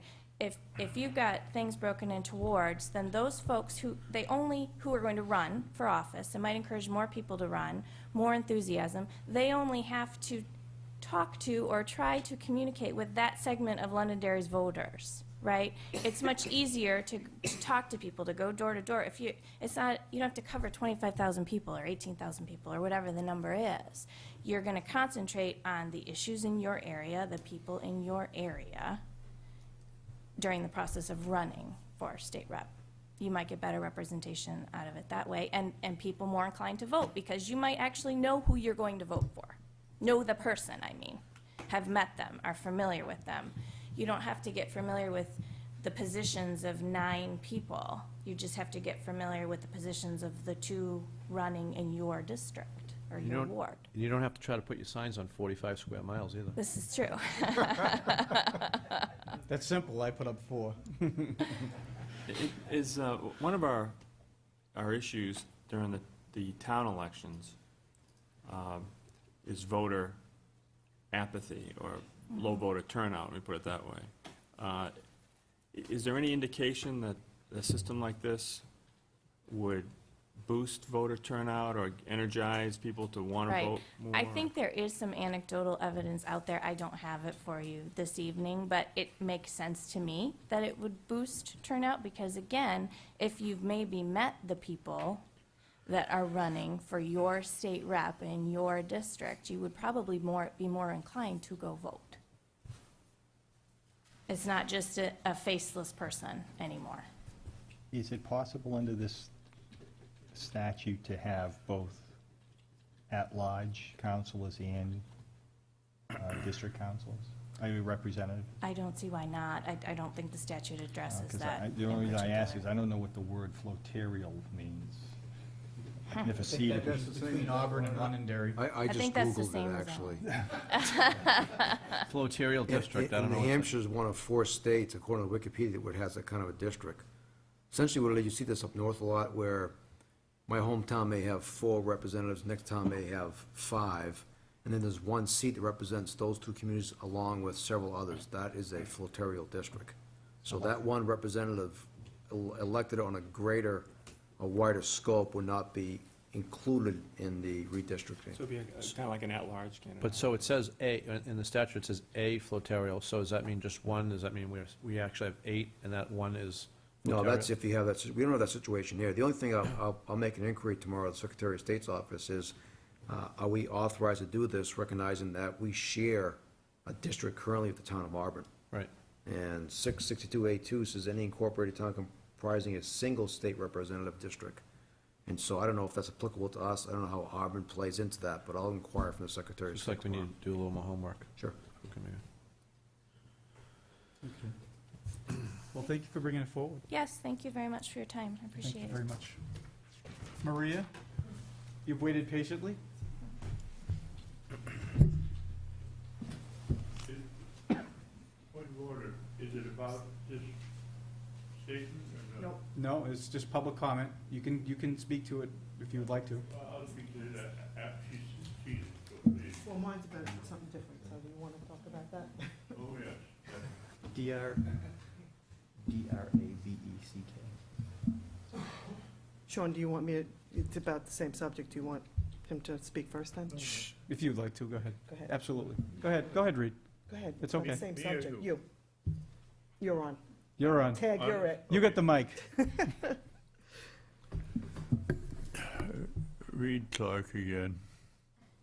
Most I've talked in a long time, so You're fired up tonight. beware. Okay, I retired 21 years ago and 6 months.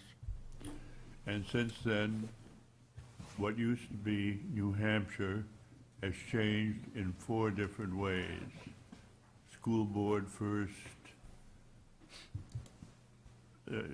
you guys second, selectmen to councilors, and then from town meeting to whatever you want to call the next stupid thing. Tell us how you really feel. No, I never want to tell you how I really feel because Remember, we're on mics. I'm on a mic. Exactly. Exactly. Okay, but again, those, in 21 years, all those 5 things have happened that New Hampshire and Delaware have lasted since their inception up till we started booming away. Delaware is still exactly the same as it was. Maybe not exactly, but I haven't reviewed it.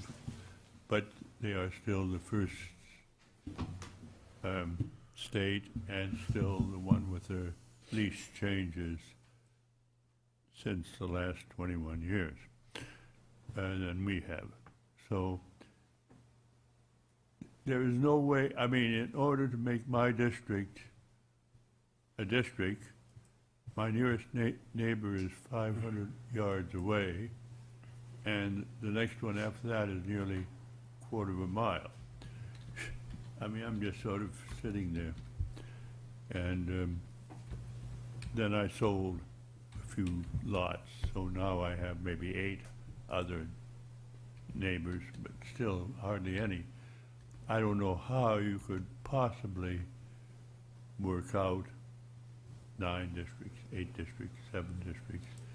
And besides, we lasted nearly 300 years doing it this way. Why do we have to change everything while I've been retired? Thank you very much. Thank you, Reed. Duly noted. Maria, you get the mic. Hi, Maria Newman, 26 Addison Road. I want to speak quickly tonight. I had one of the people that emailed Chairman O'Keefe with reference to last week's power outages. My concern more was, I mean, we all dealt with the power being out and dealing with the inconveniences of it and all that. And, but my concern was the communication last week. And we touched on it a little bit before, but I want to elaborate on that a little bit.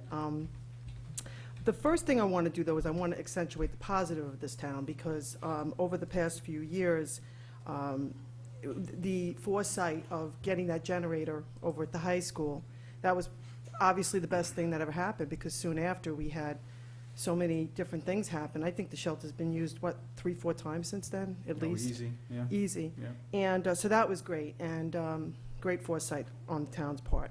And the alert team, I have not been to the shelter at all, but I heard through the grapevine how great the alert team was, and the meals that were being provided and all that. And I think that's all wonderful. So kudos to all that. But the downfall is one thing that I thought we learned from 2008 when we had the ice storm. In 2008, the communication was terrible back then as well. And I'm trying to remember, but somewhere along the line, I don't know if it was towards the end of that storm or soon after that. I want to say it was towards the end of that storm. All of a sudden, an electronic sign appeared, I think on the library front lawn. And that sign was extremely helpful with the updates of what you needed to know. Okay. Then the sign stayed there for a while. I was actually, oh, look, we're using the sign for remember to vote and all kinds of other things. So last week, when the power went out, I don't have a smartphone. So, of course, I had no power, no internet, no no way of communicating outside of my old-fashioned cell phone. And I had no idea what was going on. I found out more information from my teacher that I work with at school, who lives in Concord. I found out that Halloween was canceled. I found out all kinds of things that I couldn't find out otherwise. I go down Mammoth Road, and I'm like looking for the electronic sign. I'm like, what happened to it? So that was my concern. Okay. Again, eventually, my son, who had the smartphone, was able to tell me some things, but I didn't have that access to that. So I really think something as simple as written communication and that electronic sign was great.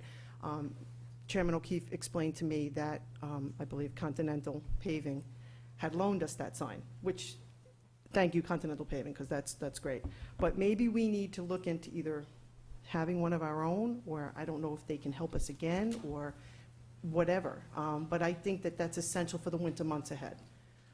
Also, I noticed with Derry, when I was in Derry going to different stores over there, they had simple notices up on frequently used shops, Shores, places that most people are going to go to, giving updates, simple little updates of things that the town was doing or things that would have helped Derry customers. So sometimes it's the simpler things. I think the website is terrific.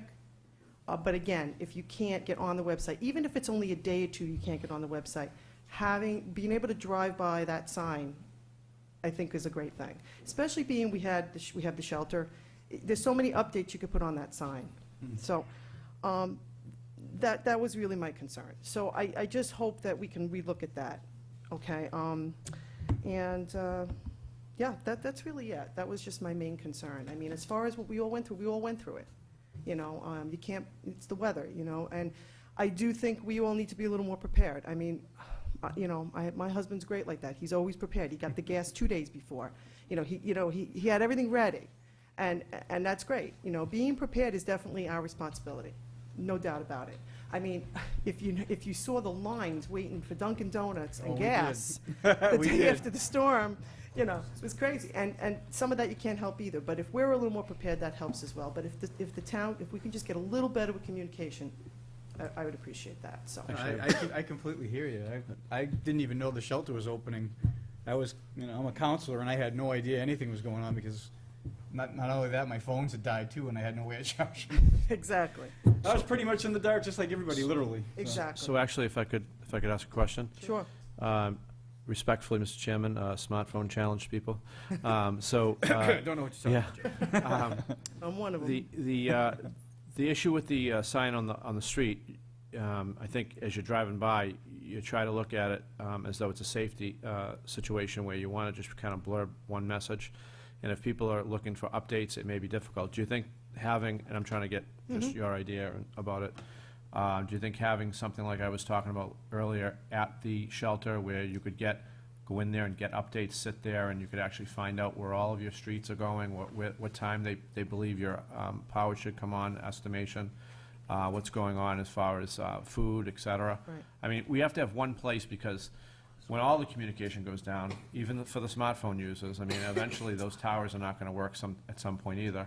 We got to have one kind of place that we all know we're going to go to, and that's why a few meetings ago I said that it was very important to keep the shelter. If you remember, there's been times where we don't open the shelter every time, so we made it a point where we said we'd like the shelter open every single time, so that at least there's a place for people to go and know that. Again, beyond any communication, and so I'm just thinking that if we can have one hub, like a command center type of situation where we know that that's where we'll all go to get updates. Right. You know. And I think it's all good. Okay. I think that's needed. I don't think you'd have enough parking for people to stop in and you know, I think it would be a little inconvenient to stop in just to get an update. I do think you need that as well, though. I think that's especially when you said about the PSNH grids and all. I think you need that. I think you need an electronic sign. I think you need the paper signs. I think you need all of it, to be honest with you. We're a town of 25,000 plus. And I think you need more than just one thing. That would be my opinion. And I will say there were times when we used that sign where I think it was weather related, where garbage was delayed a day. Yep. And it said garbage delayed one day. This is what I'm saying. It's simple things.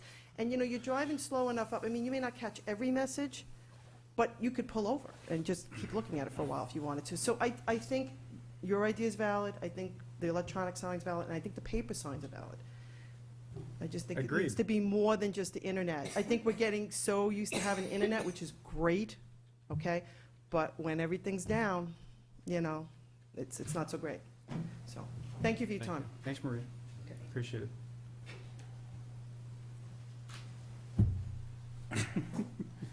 The mail kept going through, though. I'm sorry? The mail kept going through, though. I was gonna say, one other option, no electronics required, maybe a daily news briefing via the mail. We could, well, maybe not, but simplify addressing, get it out there, read it by candlelight. No? Okay. All right. And your point is? Now for something completely different, which you're probably not old enough to remember either. Petition, I'll bring copies up to everybody. What's this not old enough? What are you, 22 or something? I just turned 29. About 15 years ago. No, that was just a joke. I still You know, have a little stamps, levity, Jen. you know. That's good. 45 last June.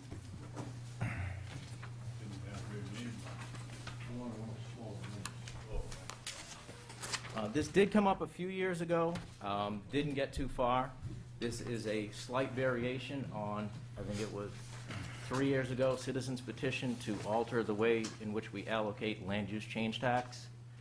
I think it's time to revisit it. We, 4 years ago, began a, quote, recovery plan. Dave, I think you could tell me if I'm inaccurate on that, for our capital equipment and Buildings and overlay. buildings and maintenance. We are now out to 2017, give or take, in our recovery plan to get that back on track. So unless we really think there's, you know, an economic boom or recovery right around the corner, it might be time that we revisit the idea that maybe we need to take some of this money and start allocating it for ongoing expenses instead of exclusively reserving it for conservation. The way this one is framed, the first up to $100,000 per year would go into the conservation fund. So when there is only a trickle coming in, it will go there to maintain that and keep some monies available under almost any conditions. After 100,000, the split is 40-60, and you can see that that give or take gets you to about a 50-50 split at the 500,000. The first 100,000 is preserved, gets to about a 50-50 split at the $500,000 level. We wanted to get this out in the open, possibly for some discussion among you during the budget process. Because I'm pretty sure a lot of what you're going to hear during the budget process is, here's everything we want, here's what we really need, here's probably what we can afford. This might be able to alleviate some of that strain. So I would hope that you would consider it. I will get the 25 signatures and submit it as a citizen's petition. However, I believe I supported this last year. it was 3 years ago, I think. 3 years ago? That's right, you didn't, there was I nothing did not last year. do it last year, no. That's correct. So do you need 25 signatures if we put it on ourselves? No, I wouldn't right? if you guys do that, but No. I can get the 25 signatures. That's not an issue. So you're not looking for an answer tonight, you're just I'm not making looking s- for an answer. I'm looking just to give you guys a heads up that I will be getting the 25 signatures, submitting this, and that hopefully it's part of your conversation rather than waiting until the last night when you finally discuss the warrant and, you know, vote up or down your favor or disfavor regarding any particular article. Mr. Chairman, I'd like to just state that I think this is a little different than the last one where we've seen this come up over and over again. Wondered if it'd be appropriate to take a look at how we would support this tonight. What do you mean? This is the, Probably premature, but yeah, Okay. it came up, You know, because of the change you're talking about, this has come up. I mean, we've discussed it, but it has never really gone anywhere. yeah, the last petition was just an 80-20 split, and that was almost a beginning point, but it just didn't get a lot of traction. Was not supported by the council and never went anywhere. Was voted down at town meeting. I think, Are you comfortable that the language is, Dave, I believe this is the language I Council's submitted. and you- Blessed, yeah. Yeah, this is come back from, I think Bart reviewed it. Right. So unless I managed to typo it pretty badly, I think it's solid. yeah, I would recommend that if we are to consider this or take it up as an issue, that we ought to notice it for the public to be aware of it, so that if someone wants to speak in favor of it or against it, that they have an opportunity to be aware that it's going to be on our agenda. Counsel? I agree with that, and frankly, we should, let the Conservation Commission have their input on it as well. I was just at, I think it's January 10th is the deadline? January 10th, For that's the correct. petition article? Okay. But if it, and by the way, since under the new deliberative session, even though it's a petition article, it can still be amended at deliberative session, correct? I believe it can. They've tightened up the laws somewhat. The Can't mar- zero it out. Well, actually, the marriage petition is a perfect example. We have a different process here, but that also arrived in a lot of deliberative session warrants throughout various towns in New Hampshire. And it was amended to say to C, period, and that was it. And so they've changed that law in the last legislature, which would prohibit that. So I've got to get together with Bart to find out exactly how But much they they could can be probably amended. change the numbers of the I would percentage. presume so, yes. Yeah. Unless somebody had questions. No, I really don't. I mean, I supported it 2 years ago, and it certainly hasn't gotten any better since then, I don't think. Economically, no. So it's definitely something that I think it's a good idea on paper, literally, and it should be a part of the discussion. Okay. Thank you. Thank you. Okay. Any other public comment? Okay, seeing none, we're going to move to a public hearing. Can I get a motion to go into public hearing? Motion into public hearing? Second. Okay, motion and a second. Can I get someone to read ordinance 2011-10? Sure. Ordinance 2011-10 relative to a revision to the municipal code, Title 6, Chapter 6, introduced first reading on October 17th, 2011. Tonight is the second hearing, second reading and public hearing. Whereas the town council continues to review all town ordinances, and whereas the council requires transparency in all transactions which utilize public funds, and whereas acquisitions under the town's purchasing policy should clearly extend to all employees and volunteers involved with the expenditure of town funds, now therefore be it ordained by the town council of the town of Londonderry that the municipal code of the town of Londonderry, Title 6, Town Policy, Chapter 6, Purchasing Policy is hereby amended as attached. Waive the attachment. You That's know, fine. Waive So the, moved. Yeah, just say so moved. the attached reading. So moved. Okay, so motion and a second from Joe. Dave, do you want to give us the flyby? Yeah, I think what Tom just read just makes it pretty clear that the only change is to implicitly recognize that the standards to which employees are held for purchasing and using public funds is extended to any volunteer board and commission, which also has that authority and responsibility. Okay, thanks, Dave. Okay, any questions or concerns from the council? Tom? No? Tom? Nope. Joe? All set. Okay. Public hearing, so we can go to the public. Any questions from anybody in the public about this? Okay, seeing none, we'll bring it back to the council. All those in favor of ordinance number 2011-10 signify by saying aye. Aye. All those opposed? Chair votes affirmative, 4-0, motion passes. Okay, can I get a motion to come out of public hearing? Move to come out of closed public hearing. Second. It's a motion and a second. All those in favor signify by saying aye. Aye. All those opposed? Motion carries 4-0, chair votes affirmative. Okay, old business, there is none. New business, Dave, you have the mic. Thanks. Well, tonight is the beginning of our FY13 budget process. What we have is a 26 slides in a PowerPoint in which we'll just walk through the major highlights of the budget in preparation. It's also on your council share, if you choose to watch it from there. Just give you a sense of what we're looking at with respect to consideration for the FY13 budget.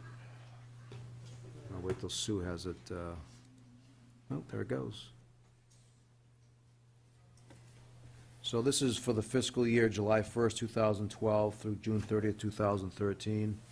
And the next slide is a presentation of the different segments of the budget. Just jumping around a little bit, but we'll go. First, we'll take a review of the year-end audit. We did receive our CAFR, which is our audit, and we hope to plan to have our auditor here at our next meeting to make a presentation on that document. But looking at our year-end results, we had about $843,000 in unexpended appropriations from the FY11 budget, mainly due to departments were required to return 2% of their budgets, recognizing we're anticipating revenue shortfalls, and we lapsed and completed several projects under budget, which really contributed to the size of the general fund surplus. The next slide will show you our revenues actually were in totality underperformed by about $182,000, which we anticipated. Some of the major areas which we had concerns with were motor vehicle permit fees and investment income. The capital project fund, which I believe was the town appropriated funds about a decade ago for South Londonderry sewers, and that was lapsed in general fund as it was not used. And also income from the departments was up about $343,000, predominantly through ambulance fees. Now, just to give you a sense, is we're operating under a new revised system this year, whereby the process will end actually at the Tuesday session of town meeting, in which the voters will act upon all budget items by ballot. It's the system used similar to the school district's been using for years. A deliberative session will be held on February 6th, when voters will finalize which items are presented to the voters for March 13th. And a new option this year with our new town charter is that voters on the operating budget, voters will have a choice between the council's budget, as may be amended at the deliberative session, and a default budget. Now, the default budget, which is on the next slide, is simply our current budget, the budget we're currently operating under, adjusted by contractual items, which are predominantly, in our situation, collective bargaining agreements, solid waste contracts, and they're also reduced by any one-time expenses in the FY12 operating budget. We very seldom include one-time expenses in our operating budget, so that really shouldn't be applicable to our situation. So essentially, it's going to be the FY12 operating budget adjusted by contractual items. Now, the directive which was given to me and the staff by the council was to develop a budget necessary to provide a level of services to which citizens have become accustomed. That directive, as you look through your budget books, is more accurately reflected in the department head's budget request. My recommended budget is reflective of an attempt to balance the council directive within a framework of current economic conditions. Even having said that, when you add up the operating budget, the special warrant articles, the capital reserve, the overall is about a 9% increase in the tax rate. So I'm sure the council's gonna have additional prioritization and leaning the proposed budget even further than what I presented to you. The FY13 municipal budget is essentially divided into these 7 different areas, starting with the general fund budget. The FY13 general fund budget on the next slide shows that the budget request is 4.73% greater than the FY12 budget of $26.99 million, compared to the FY13 default budget, which is $26.44 million, which is about 2.53% higher than the current budget. And again, the FY13 default is FY12 plus any contractual adjustments. Some of the major variances you'll notice when you walk through the budget is that in total, our full-time salary accounts have gone down from last year, which simply is a result of the transition of a number of positions from full-time to part-time, which is up by $285,000. The $85,000 decrease also includes contractual increases for 2 units, the library and the firefighters. We'll be working through 4 collective bargaining negotiation processes, hopefully in time for the 2012 town meeting. We'll also see an uptick of about $224,000 in retirement system and health expenses. Overtime, as recommended by departments, is up $206,000 to maintain the current service levels, which we've cut back over the last couple of years. Vehicle fuel is up about $95,000. Our usage has been constant from year to year. That simply is attempting to accurately reflect the price of fuel. We're still trying to catch up from several years ago when we budgeted at $2.25 a gallon. And right now, we're still budgeting in the 2s, and this budget, I believe, is for... I think you budget for a time machine, too? Yeah, well... That was my next question. Where are you getting it for 2?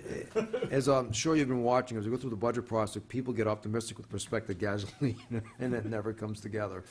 And debt service is up about $31,000 Well, it from is an last election year coming, so we might get lucky. Yeah, $2 a gallon, right?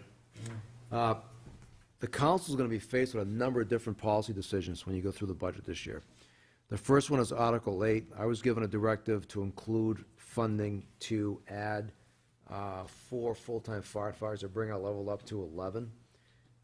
But a step preliminary to that is to increase the overtime expense and maintain staffing at 10, which is $76,000. Now, that number has been developed looking at the average use of overtime over the last 3 years for sick leave, vacation, contractual leave, injuries, things of that nature.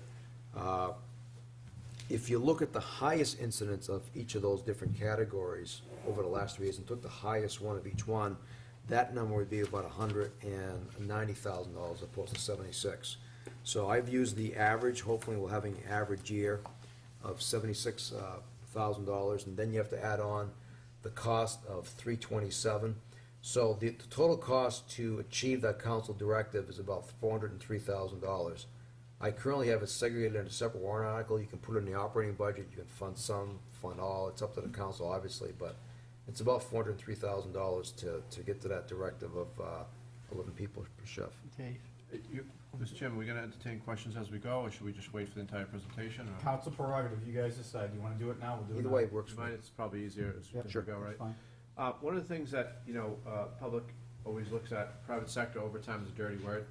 This is really, you're talking about shift coverage. You're talking about people that actually are needed to fill in for vacations. That's right. Sick. So it's really, again, in the private sector, a lot of our jobs, our bosses are telling us, the ownerships are telling us, hey, overtime's productivity issue. I understand it's still talking about putting people into a certain pay grade, but if you don't have a part-time firefighter or police person, then how else are you gonna fill the shifts? Right, when you look at our Right. operations, we try to run 10 personnel per shift. We have 4 shifts, 40 personnel. We employ 40 personnel. Yep. So in order to backfill those shifts, you have to call in additional people for every one of those shifts. And right now, we're about $76,000 short of doing that under normal conditions. Now, it's a silly question. I mean, can't, solve the world's problems here, but at the same time, what if we thought about it a little differently and did 42, and then covered it from a matter of actual personnel, knowing that we have a certain amount of vacations that have to come in, et cetera. I don't know if that's 41 or 42, but it seems to me that that's almost probably a price of a person, don't you think? I mean, Yeah, that is the price of one person, and we've costed it out in previous years, and we can do that again.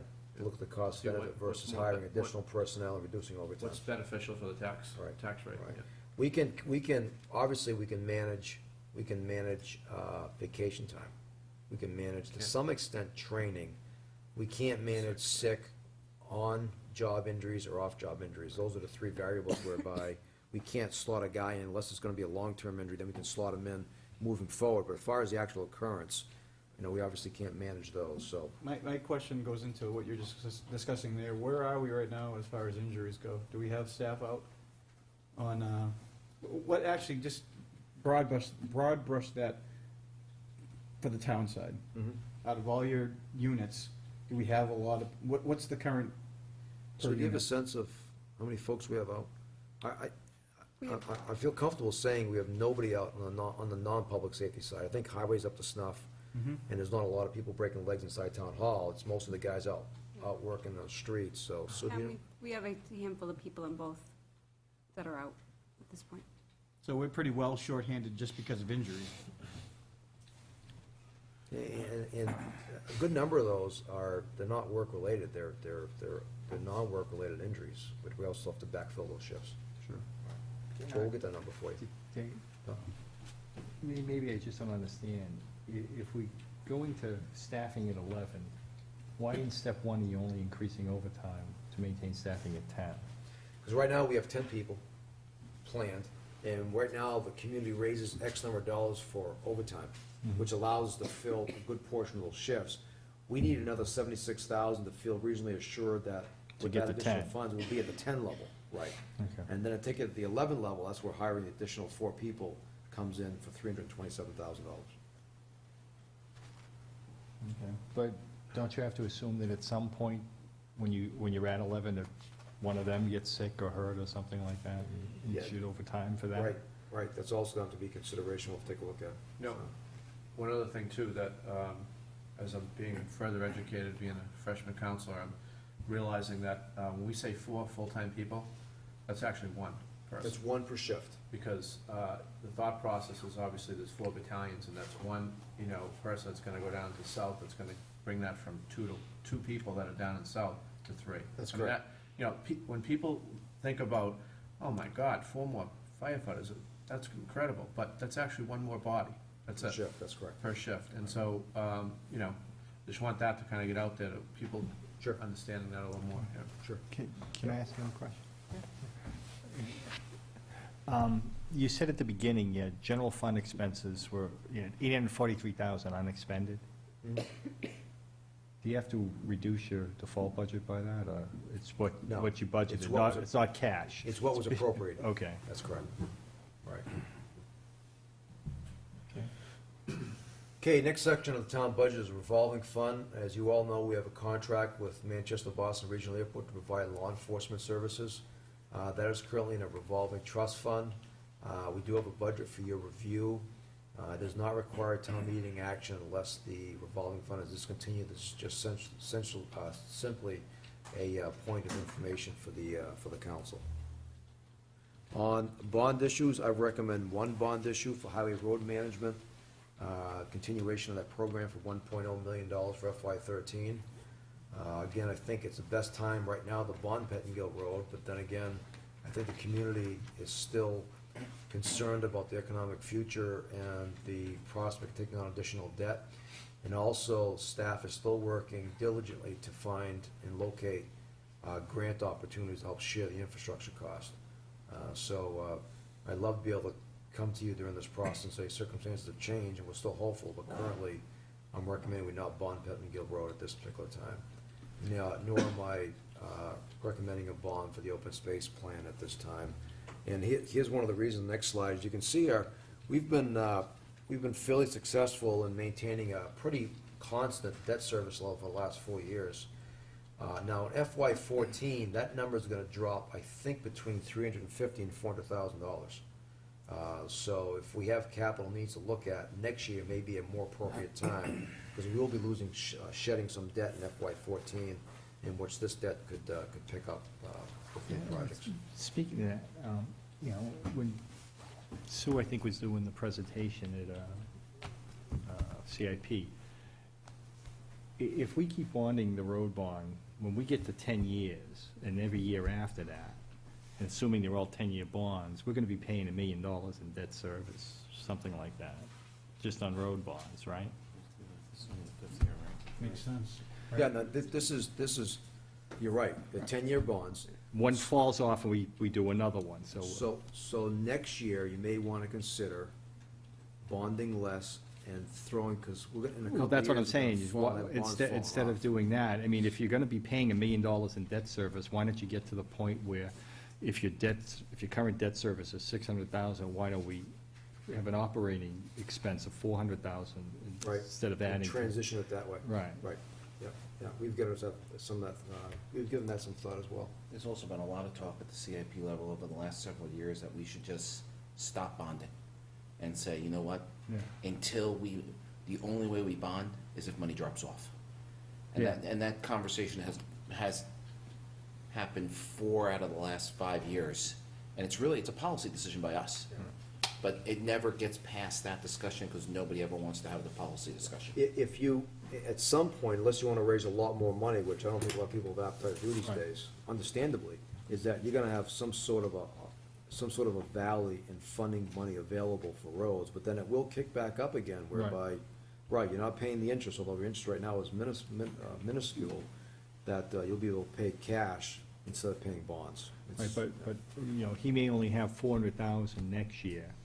If you cap the total debt service and his operating repairs at $1 million, he may only have $400,000 next year, but second year out, he's gonna have probably another $150,000. Right, yeah. And the debts, and the bonds will start falling off. Yeah, so we'll take a look at that and try to do just a theoretical chart of how that might look, so folks can have an appreciation for it and see what kind of direction you want to give us. The other position was on Pettingill Road from the CIP is that there was no appetite from anybody to bond the road with taxpayer money. It's gotta happen one of 3 ways.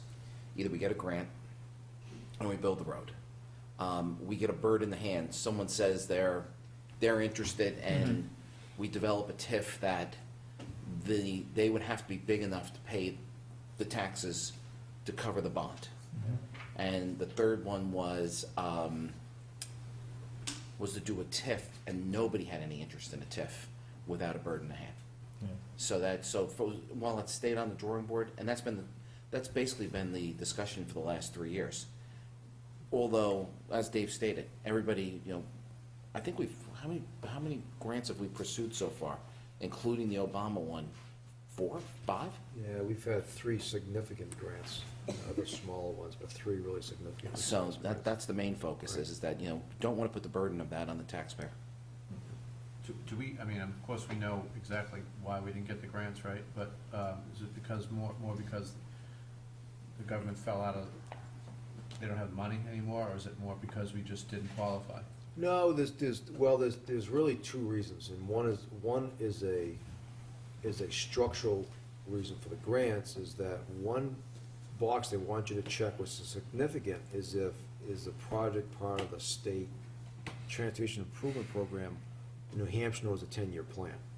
And the state legislature's been very, very reluctant to include local roads on part of the 10-year plan. So that becomes an obstacle for us. The other ones are, again, the bird in hand is a fantastic opportunity if we ever get to that point, whereby that opens up a lot more opportunities for grants.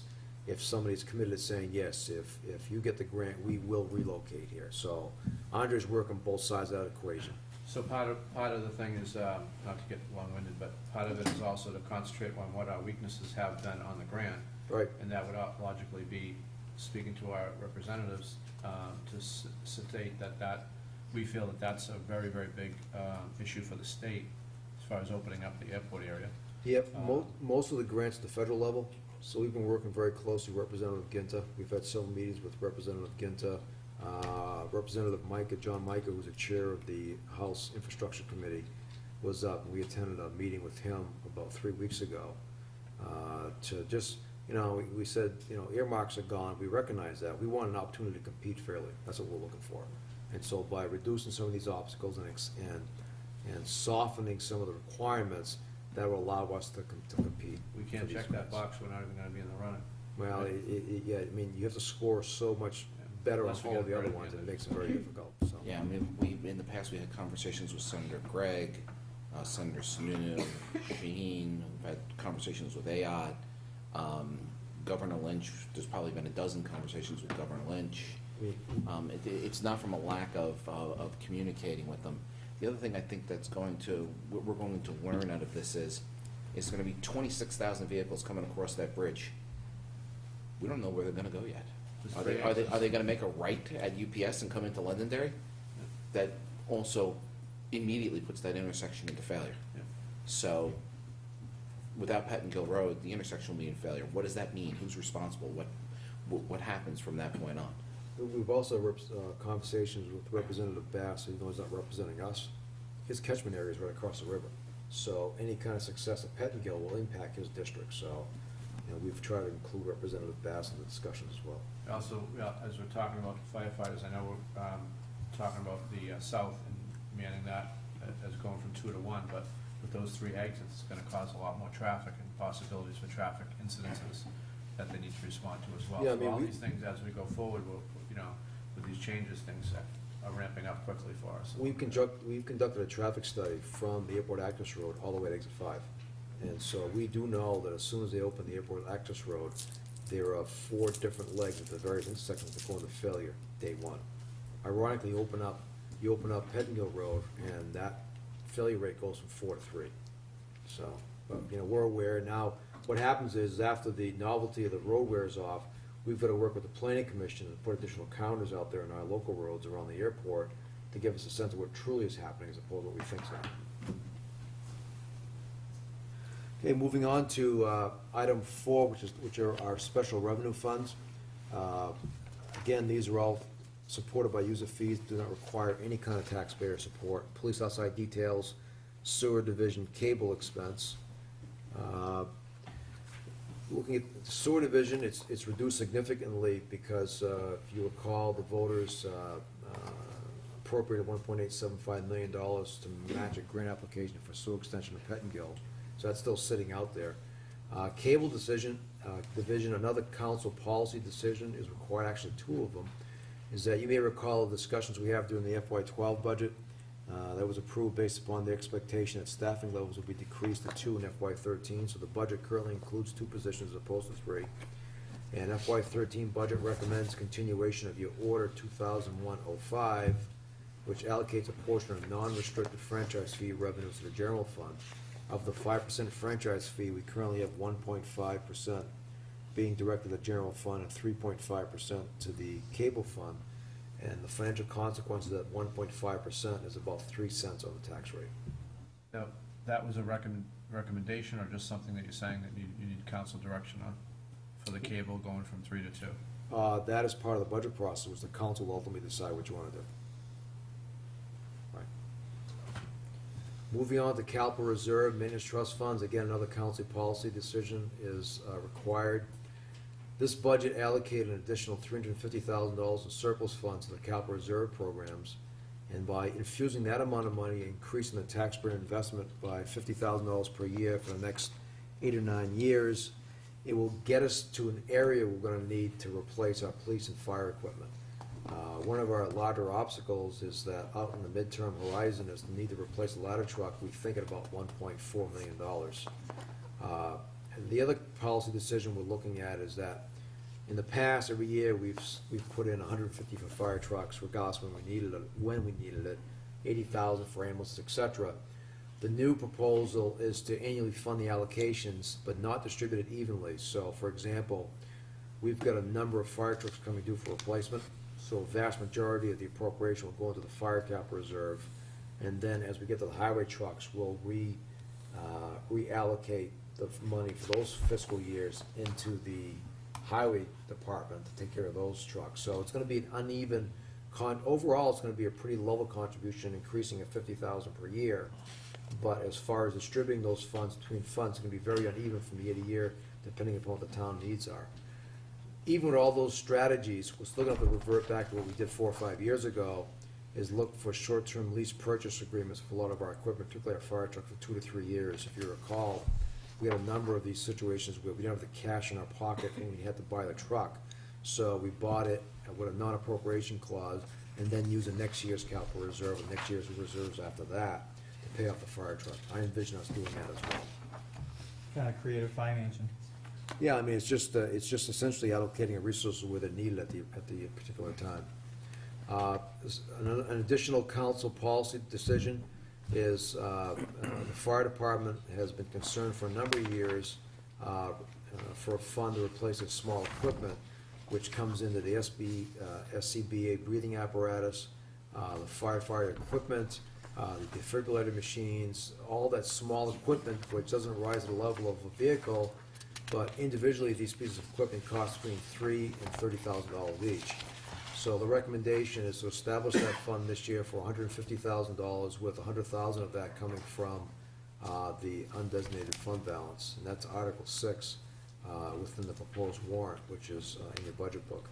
And the Expendable Maintenance Trust Fund is recommended to continue the $200,000 annual investment in maintenance and upgrade of town facilities, which is Article 3. Now, we'll also be looking at a number of special warrant articles, which is, the first one is the Route 102 Central District funding. We have to study the corridor and make appropriate revisions to traffic estimates and impact fee formulas. We estimate that study will cost $75,000, and of that amount, we'll have $30,000 coming from undesignated fund balance.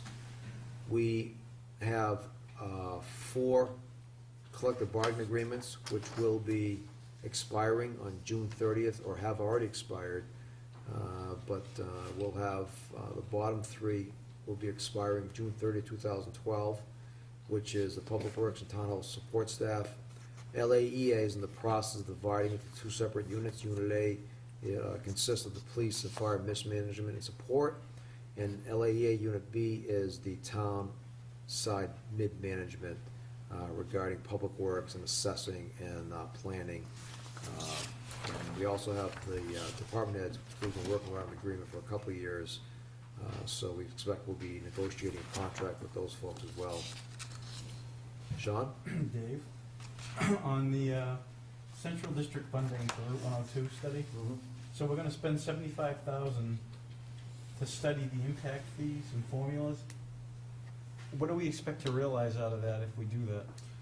It really depends upon what the traffic results are, and what I suggest we do is I can get you either written information, or I can have Andre, as part of his presentation November 19th, to cover that.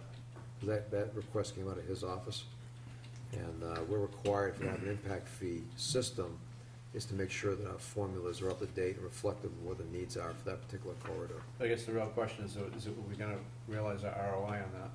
That's kind of what I'm looking at. Right. Yeah. We're gonna spend 75 grand, you know? Right. Yeah, Just to spend 75 significantly so, but I'll make sure Andre focuses on the return on investment. And the other special warrant articles are, as we just discussed, the fund for additional firefighters and the use of land use change taxes, which Jay spoke of earlier. Tom? Sue, can you recall on average approximately what we've been collecting in land use change taxes over the last few years? I'd have to get that information for you. I think we have that in the. Says the budget average message is 132. On page 3. We've been averaging 188, but then we have a lot of years where you collect literally $5,000. One year we collected almost 600,000. So if you look at the median year, that's 132. So it's between 132 and 188 per year. Has the assessing department put together any initial numbers of what they think the change of use will look like for the former Woodlawn Orchard? We have not at this point. We do know that's one of the largest areas in Londonderry, which is under current use. A lot of the land at the airport is not in current use. So when that's developed, we can take a look at that. Considering the impact of that particular one, could we look at whether or not we can treat that as something differently legally than the way we currently do things? Town council suggests that we adopt a townwide policy, and once an event passes, you can have town meeting revisit and revise that policy. But you should administer your policy on a townwide basis, not on Event basis. Not on an event basis or a particular section of the community. Okay, thanks. Required advisors, that we do. Thank you. Okay. We also have a couple of areas which are not voted on by town meeting, but do have an impact on our rate. One is the overlay account at $300,000, and the second is special exemptions, which is $500,000, and that maintains the individual exemption amount at a maximum level of $500 per veteran.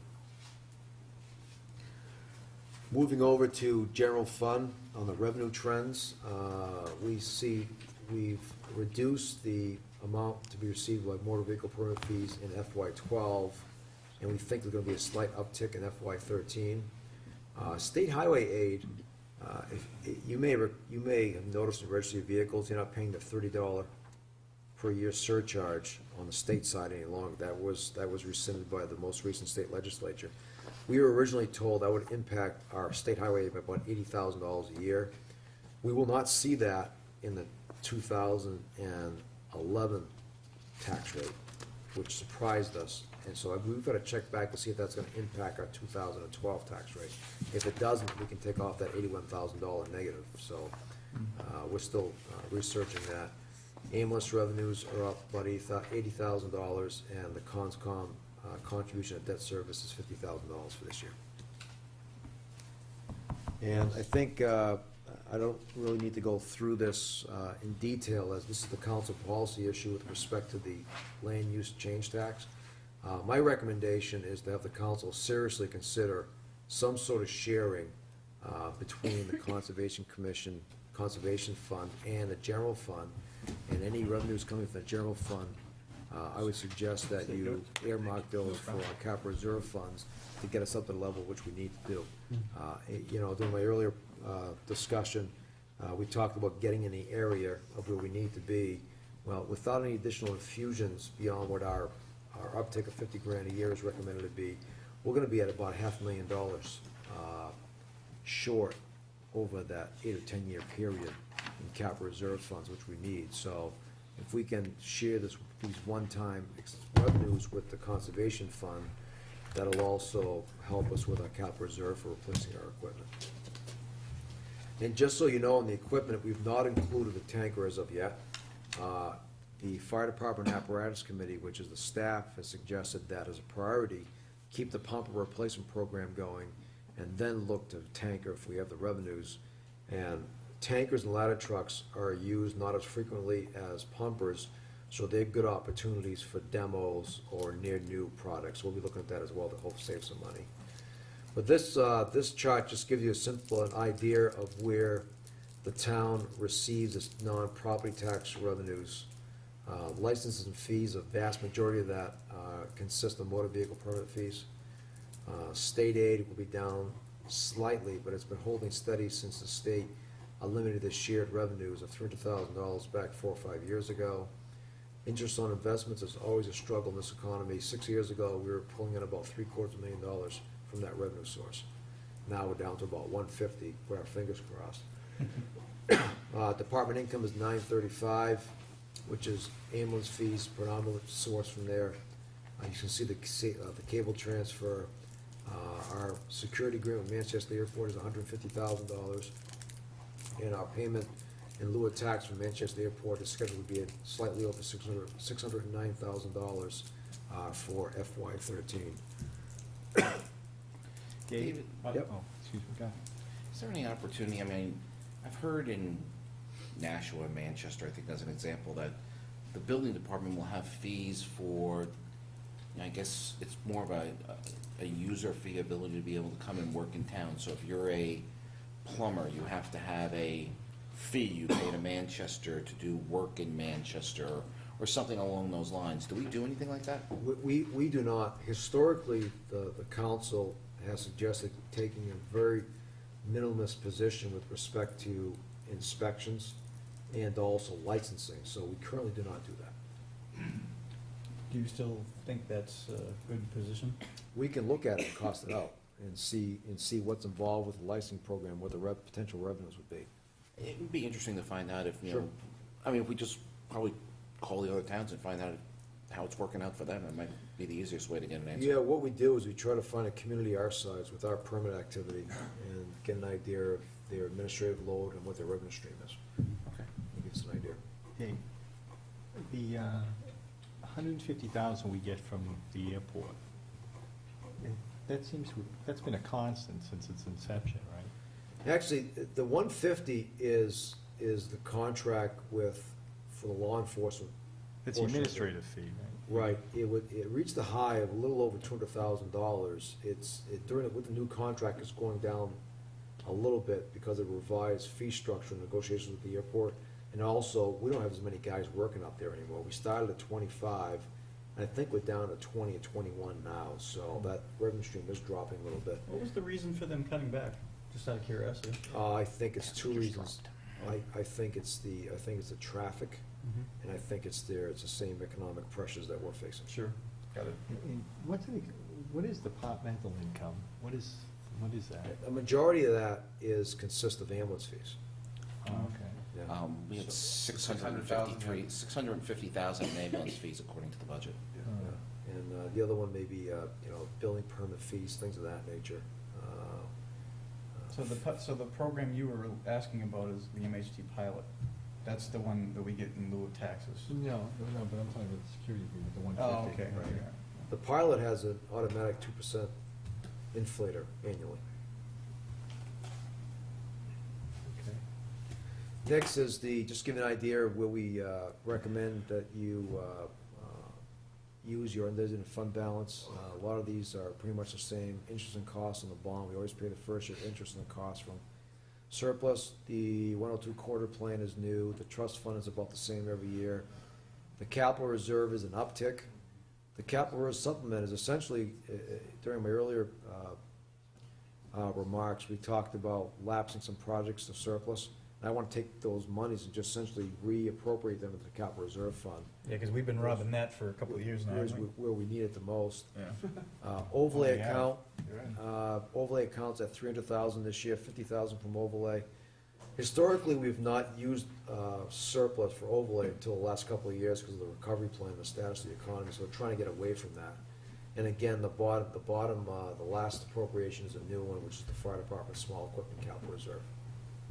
How are we doing on liens, non-payment of taxes? They're constant.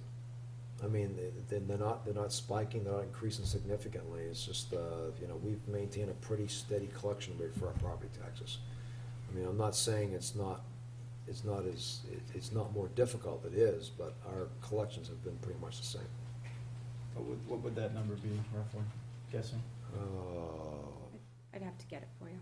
Yeah, I don't wanna, it's very low, but I'll Okay. get that number All for right. you. So this is what our estimated town tax rate would look like. As you can see, there's only 4 areas which hit on the tax rate. The rest have been funded either through user fees or our undesignated fund balance. But this rate of 520 does reflect almost a 9% increase over the current rate. So I'm sure the council's gonna further prioritize where you wanna spend the money, and so we can develop a product to be That's presented without- at town meeting. That's without collective bargaining. That's without collective bargaining agreements, that's correct.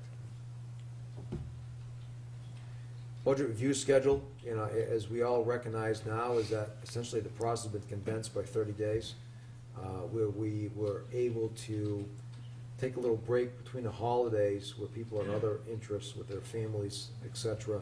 We've had to fill that time now because we have such a smaller, perfect example is that under the old system, the warrant articles would be due on February 7th, and now due January 10th, so essentially we've lost a month. So you can see we have our major budget workshop on November 19th, and we're still looking to condense that per the council direction. And then we have essentially 3 meetings dedicated predominantly to the budget on November 21st, November 28th, December 1st. Looking at a preliminary warrant approval on the 15th, with our first public hearing will be on December 19th. So the way it looks is that December 1st, the council has to give me the first blush of a proposed budget.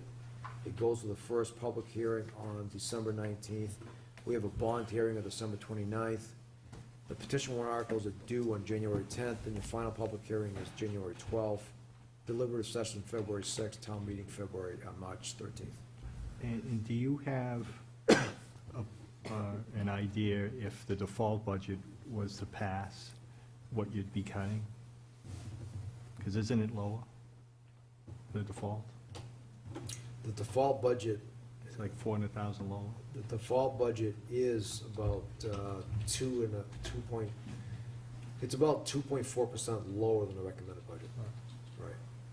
But would you have, just so people will know what the, if you want to vote for something, fine, but this is what's going to get cut. Sure, absolutely. We'll have that information for you. So your budget as presented is without collective bargaining is 4.73.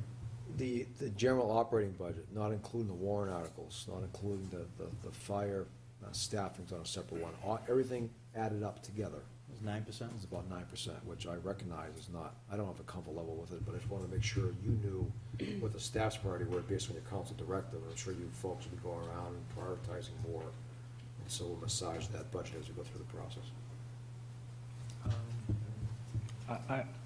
I think it's a typo, but, you can tell me, on Article 15, I think you've got it listed as Articles 10 through 13 is defeated, and I think you mean 11 through 14, those are the collective bargaining agreement. I'll check on that, but that was the intent. Thanks. Yeah. So there's your budget overview for this year's budget process. Thank you, Dave. Any more questions for Dave, or do you guys want to marinate this? I guess what I'd suggest, Sean, is if there are any questions between now and the 19th, is send them my way, and I will distribute the answers to all of you and the information to all of you, so you'll have, along with the budget committee, so you'll have that additional information for the 19th. And the same, Todd, the same would be for you guys too, if you have any questions as far as budget related, and you guys want to just shoot Dave an email, so be it, just take care of it that way, and, he can answer your questions directly, and that way you guys will have input going into your meetings, if you need that. I had a question in regards to my list. When did we want to do that, and what did we want to do? Did we want to, Well, first of all, we plan to do at a staff level is brush off the plan from a couple of years ago and see what worked, what needs to be improved. But any comments you have, you can send them my way. We'll incorporate them in that review. This is in regards to, I'm sorry, this is in regards to the PSNH issue? Right, exactly, Okay. exactly, yeah. All right. And one thing I heard this week is that the PUC is going to be looking at the readiness of the utilities, and I'll try to get a time frame on that, because that's really critical from our perspective, because, it depends, there's such a, power is the big issue, and that's always the information, either flow or jam. And so we have to understand what the state's gonna make the utilities do and how that may be incorporated into the revisions to our plan. So we'll try to search how long of a process that's gonna be. I mean, even at the get-go, I still, in communicating with Dave, I still even sense a level of frustration on your end of it too, not getting any answers, so. Yeah, well, they really, the strategies we used in the previous storms didn't work in this storm. And so we've got to find out why. Because the information coming back from utility was a lot better, a lot more specific. And so we could tell residents, if you live on High Range Road, you're not getting it back till Friday morning. If you lived on South Road, you're getting it back Wednesday afternoon. And that information was not there this time, which increased the level of frustration of all citizens in the community. Okay. Thanks, Dave. Okay. Okay, so that's it for the overview. We now have our budget in front of us. Going back to the meeting, that's it for new business. Okay, let's do the approval of minutes.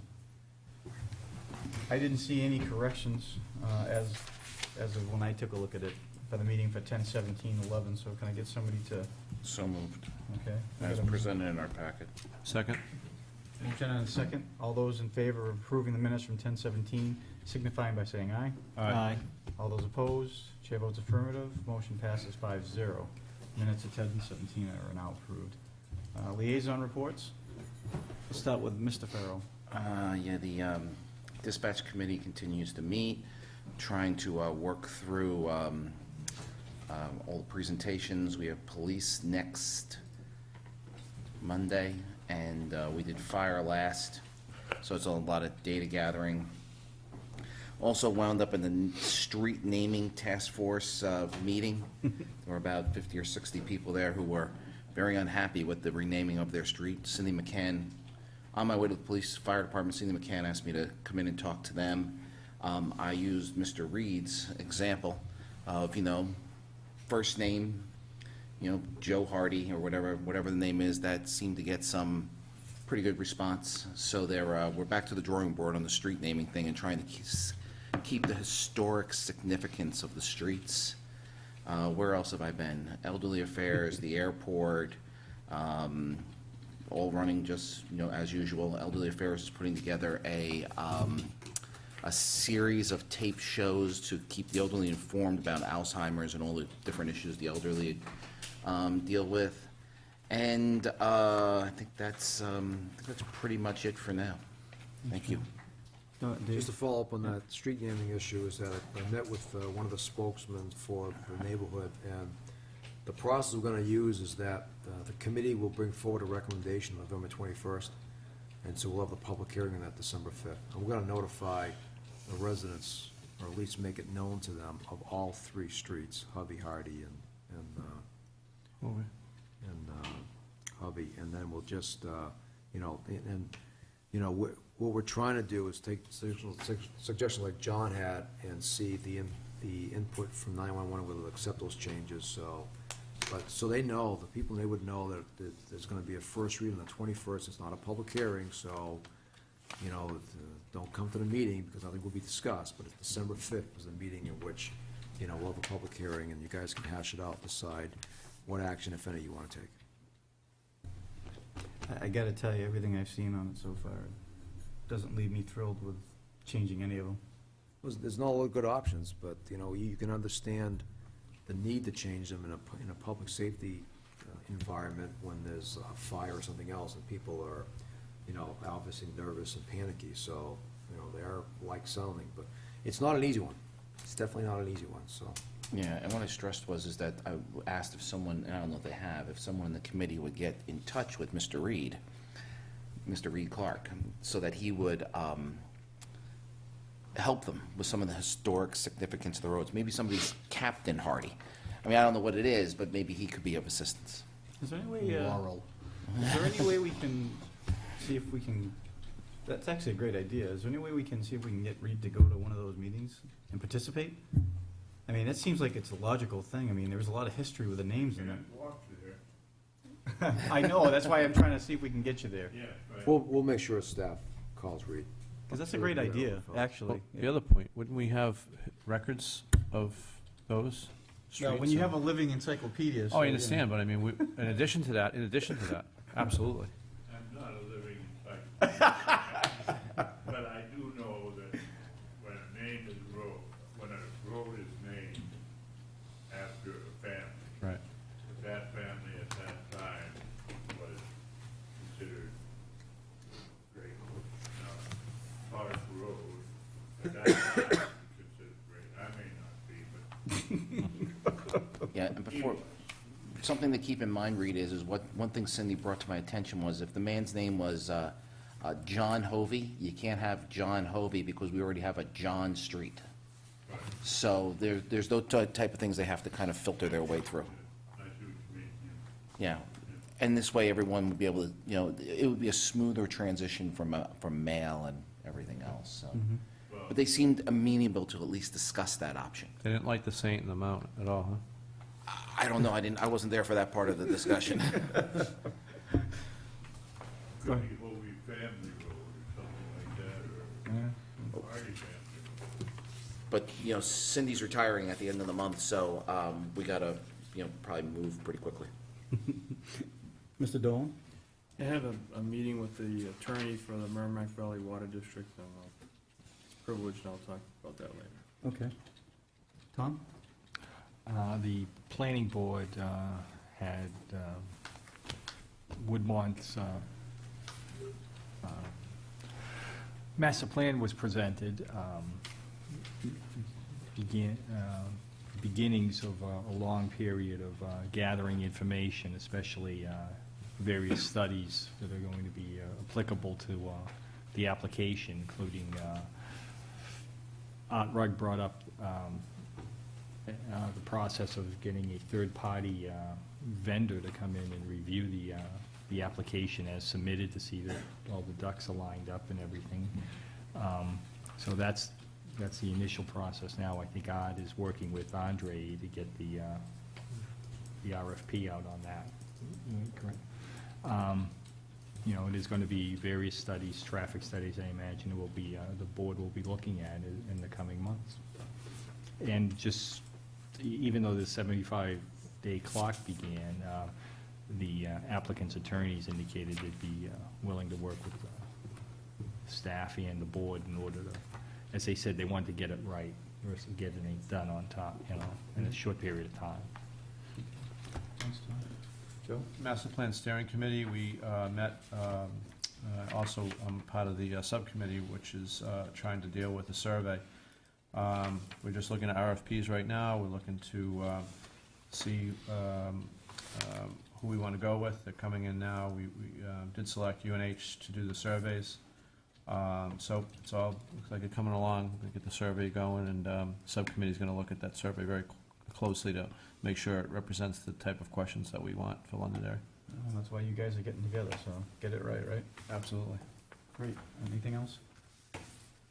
Is that it? You good to go? I'm all set, yep. Yep. All right, I had nothing. There is a heritage meeting coming up next week, I think it is, or the 17th, actually, it's a couple of weeks. And that's all I have, that's coming up. And traffic safety was the last one that conflicted, so I think we did update that, so I'm going back a little ways. Dave, town manager report. Yeah, just one additional thing. Please review the budget review schedule, because we are around the holidays, and some of these meetings require advance notice.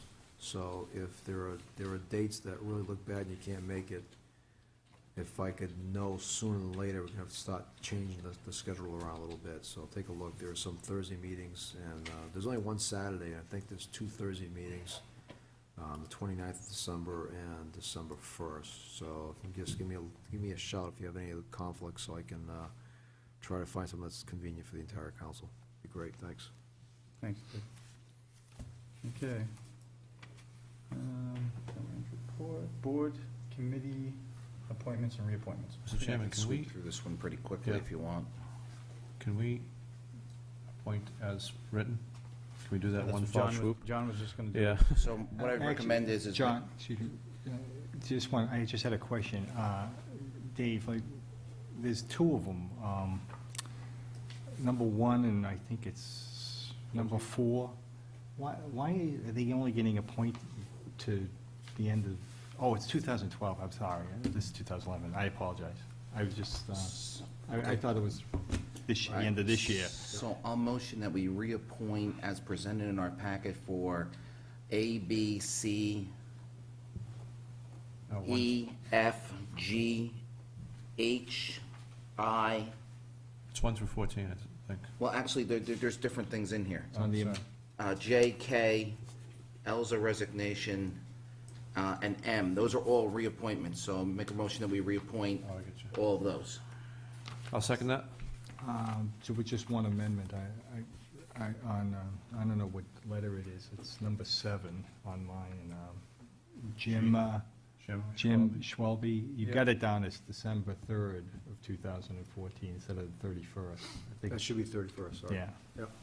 Okay, so, all right, so, still amended. Second. Okay, motion and a second. All those in favor signify by saying aye. Aye. All those opposed? Chair votes affirmative. Motion passes 5-0. And then we have D as the appointment of Ms. Riley to, as an alternate to the Southern New Hampshire Planning Commission to expire 12/31/12. Okay, get a motion? Second. Second. Motion and a second. All those in favor signify by saying aye. Aye. All those opposed? Chair votes affirmative, 5-0. And a motion and a big thank you to David Howard, who is resigning from the Elderly Affairs Committee. Thanks, David. I did see him in the audience earlier. Can I get a second? Second. Okay, motion and a second to accept David's resignation. All those in favor signify by saying aye. Aye. All those opposed? Chair votes affirmative, 5-0. Motion to go to non-public, I, John Farrell. Hi, John Dolan. Aye, Sean O'Keefe. Aye, Tom Frida. Aye, Joe Green. Okay, we are going into non-public at